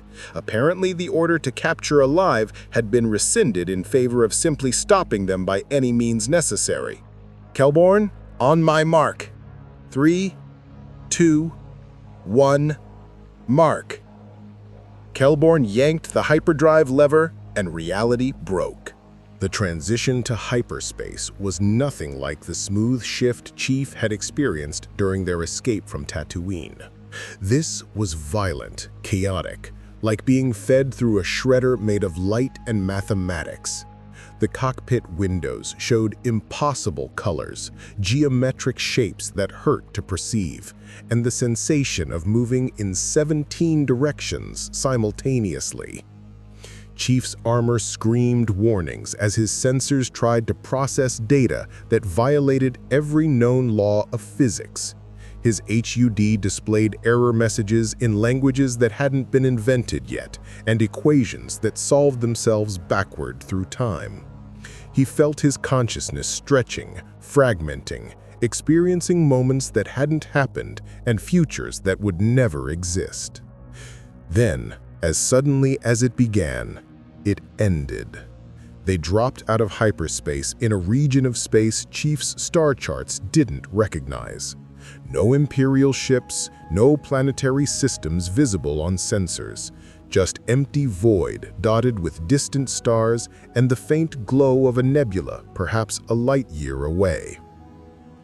"Status," Chief said, his voice hoarse. His armor's chronometer showed they'd been in hyperspace for either 3 seconds or 3 hours. The readings contradicted themselves. Kelborn was slumped over the controls, breathing heavily. "We're alive. Against all probability and reason, we're alive." I checked the navigation computer. We're in the outer rim. Sector designation? I have no idea. The computer doesn't recognize this region. We could be 10 parsecs from known space or 1,000. The blind jump scrambled our position data. Shaak Ti released Kelborn's shoulders and stumbled backward, her face pale and drawn. I felt us dying 17 different ways during that transition, crushed by gravitational shear, vaporized by star cores, scattered across dimensional boundaries. But there was one path, one single probability thread where we survived. I held on to that thread with everything I had and prayed the Force would guide us true. She looked at Chief. "Your plan was insane." "It worked," Chief said simply. He was already running diagnostics on his armor. Shield emitters burned out completely by the Inquisitorius's lightning. Power routing systems operating at 67% efficiency. HUD functioning, but with intermittent glitches. Ammunition, 4 rounds in his rifle, 1 full magazine remaining. Magnum at 60% capacity, 1 frag grenade. His combat effectiveness was degraded but not eliminated. "The Trayson is in worse shape than we are," Kelborn said, reviewing damage reports. "1 engine completely destroyed, hyperdrive burned out from the uncontrolled jump, won't be jumping anywhere for at least a week of repairs. Life support functioning, weapons at 40% capacity. We're effectively stranded until I can jerry-rig repairs." He pulled up a star chart that showed mostly empty space. "And we have no idea where we are, which means we have no idea where the nearest friendly port is or how to avoid Imperial patrols." Chief processed the tactical situation. Stranded in unknown space, with a damaged ship, depleted ammunition, and burned-out armor systems. The Empire knew his capabilities now and would adapt their tactics. The Inquisitorius would be hunting him with increased resources, and this Vader figure represented an unknown threat level that even Shaak Ti seemed to fear. By any objective measure, his situation had deteriorated significantly since arriving in this galaxy. But he was alive. His allies were alive, and the Empire had learned that he could be hurt, but not easily killed.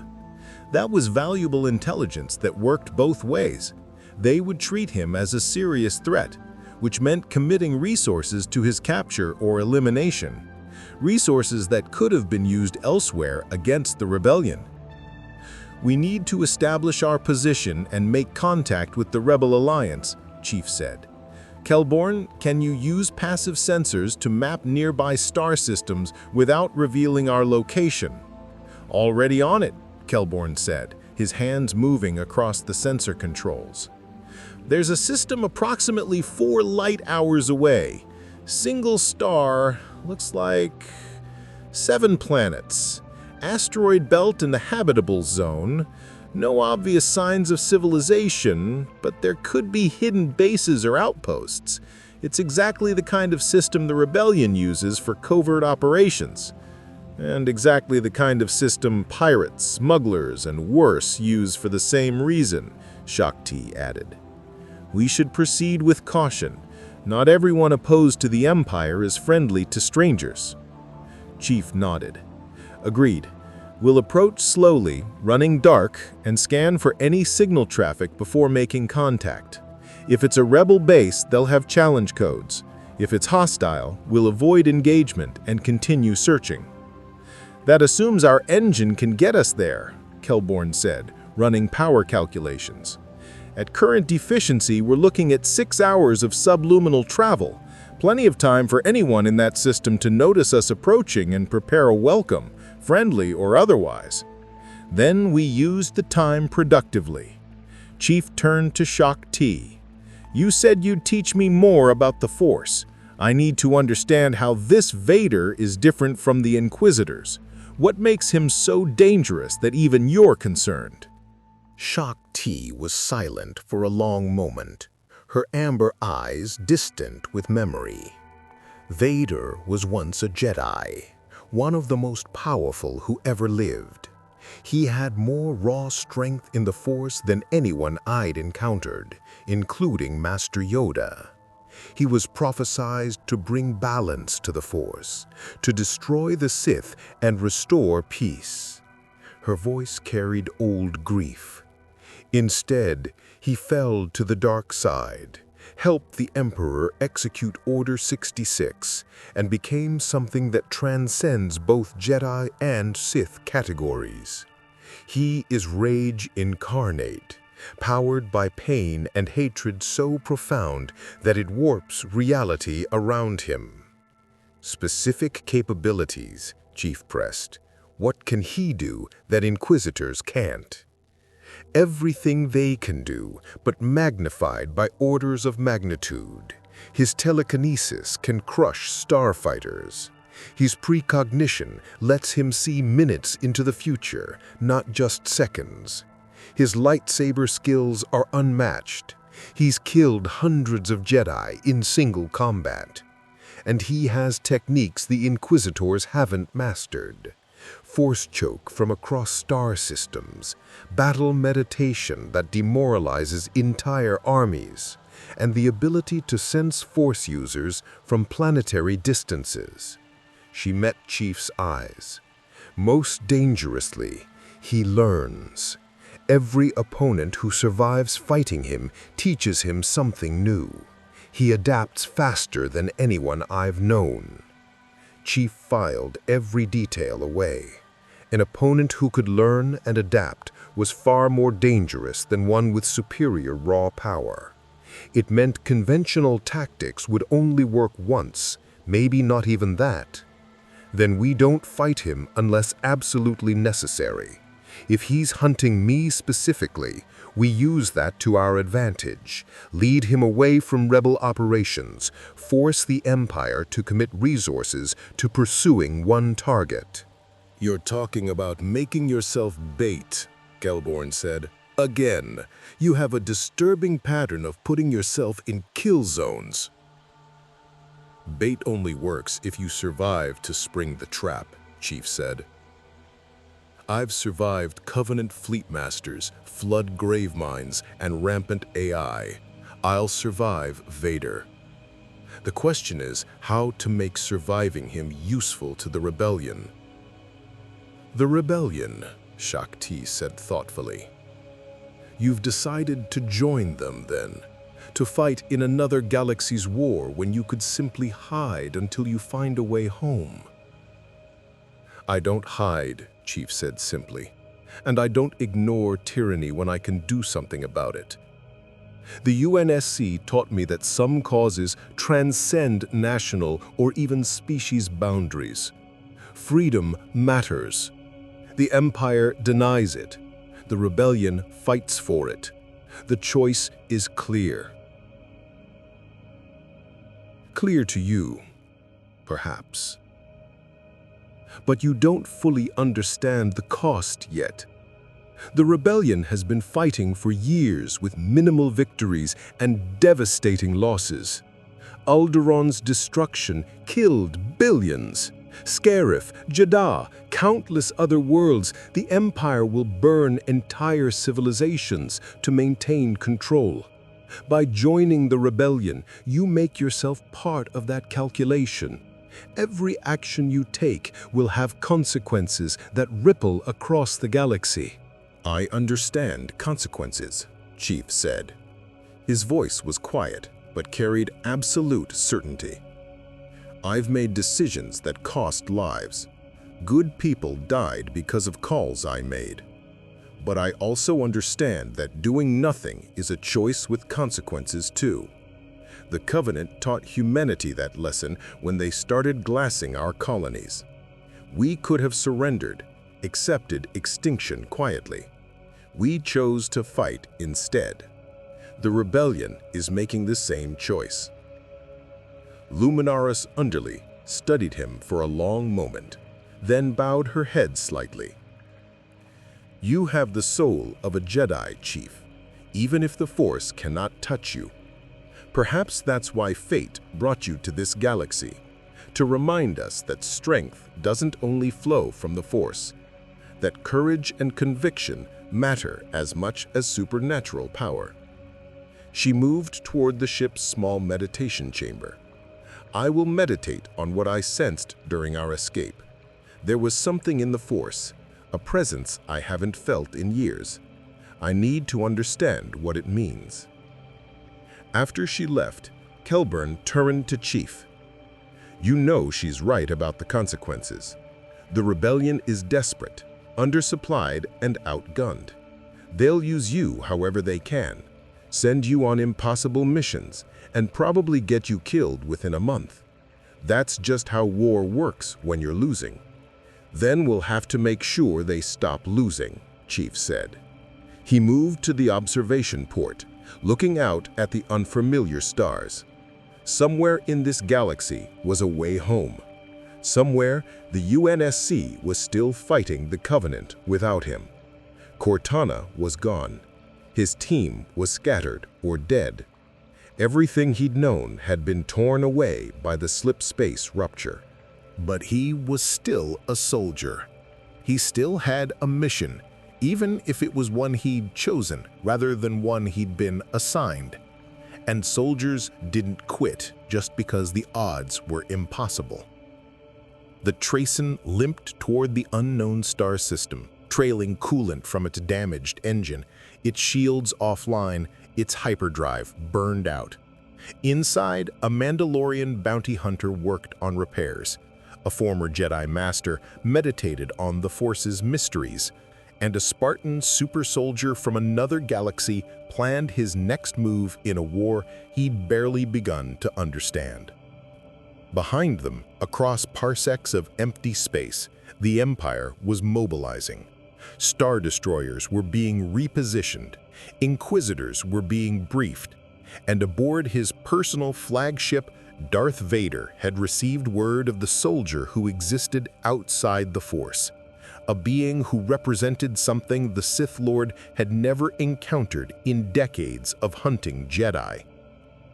A target that couldn't be sensed, a warrior who fought with pure skill rather than supernatural power, an opponent who survived encounters with two Inquisitors through nothing more than tactical brilliance and refusal to surrender. Vader stood in his meditation chamber, the Force swirling around him like a storm of dark energy, and contemplated this new variable in the galaxy's equation. The Emperor had ordered the soldier captured alive for study. Vader intended to comply with that order.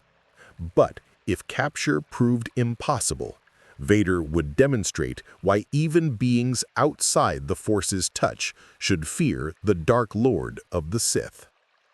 The hunt had begun, and Master Chief Petty Officer John 117 was about to learn that surviving was only the first step.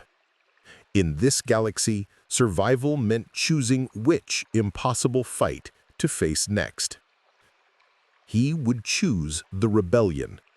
He would offer them his skills, his experience, his unwavering commitment to victory against overwhelming odds. And he would show the Empire that sometimes the most dangerous warriors weren't the ones blessed by mystical energy fields. Sometimes the most dangerous warriors were simply the ones who refused to lose.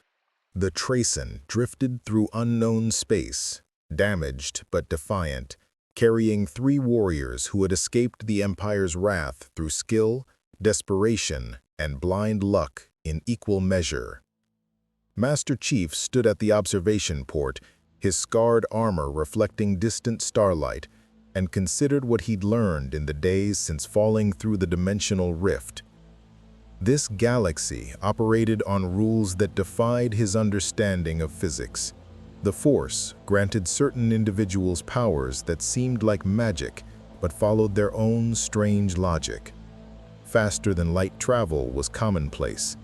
Weapons that could destroy planets existed, and an authoritarian empire commanded resources that made the Covenant look modest by comparison. But Chief had also learned that courage transcended galaxies. Kelborn fought for his principles despite being outnumbered. Shakti preserved Jedi wisdom even after her order's destruction. And somewhere in the stars ahead, the Rebel Alliance continued fighting despite suffering losses that would have broken lesser organizations. The Empire would hunt him. Vader would come for him eventually. And the Inquisitorius would never stop trying to understand how a being could exist outside the Force's influence. Let them come. Chief had fought prophets and parasites, fleet masters and artificial intelligences gone rampant. He would add Sith Lords and Force users to that list. Because Master Chief Petty Officer John 117 had learned one fundamental truth during his decades of warfare. Victory didn't belong to those with the most power or the most soldiers.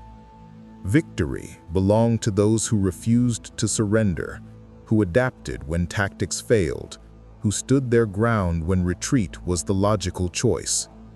The rebellion would gain a soldier who brought skills from beyond their galaxy. The Empire would face an opponent they couldn't predict or sense. And the Force itself would learn that some battles were won through will and tactical brilliance rather than mystical energy. A Spartan had entered the Star Wars galaxy, and the galaxy would never be the same. May the Force be with you. More stories await.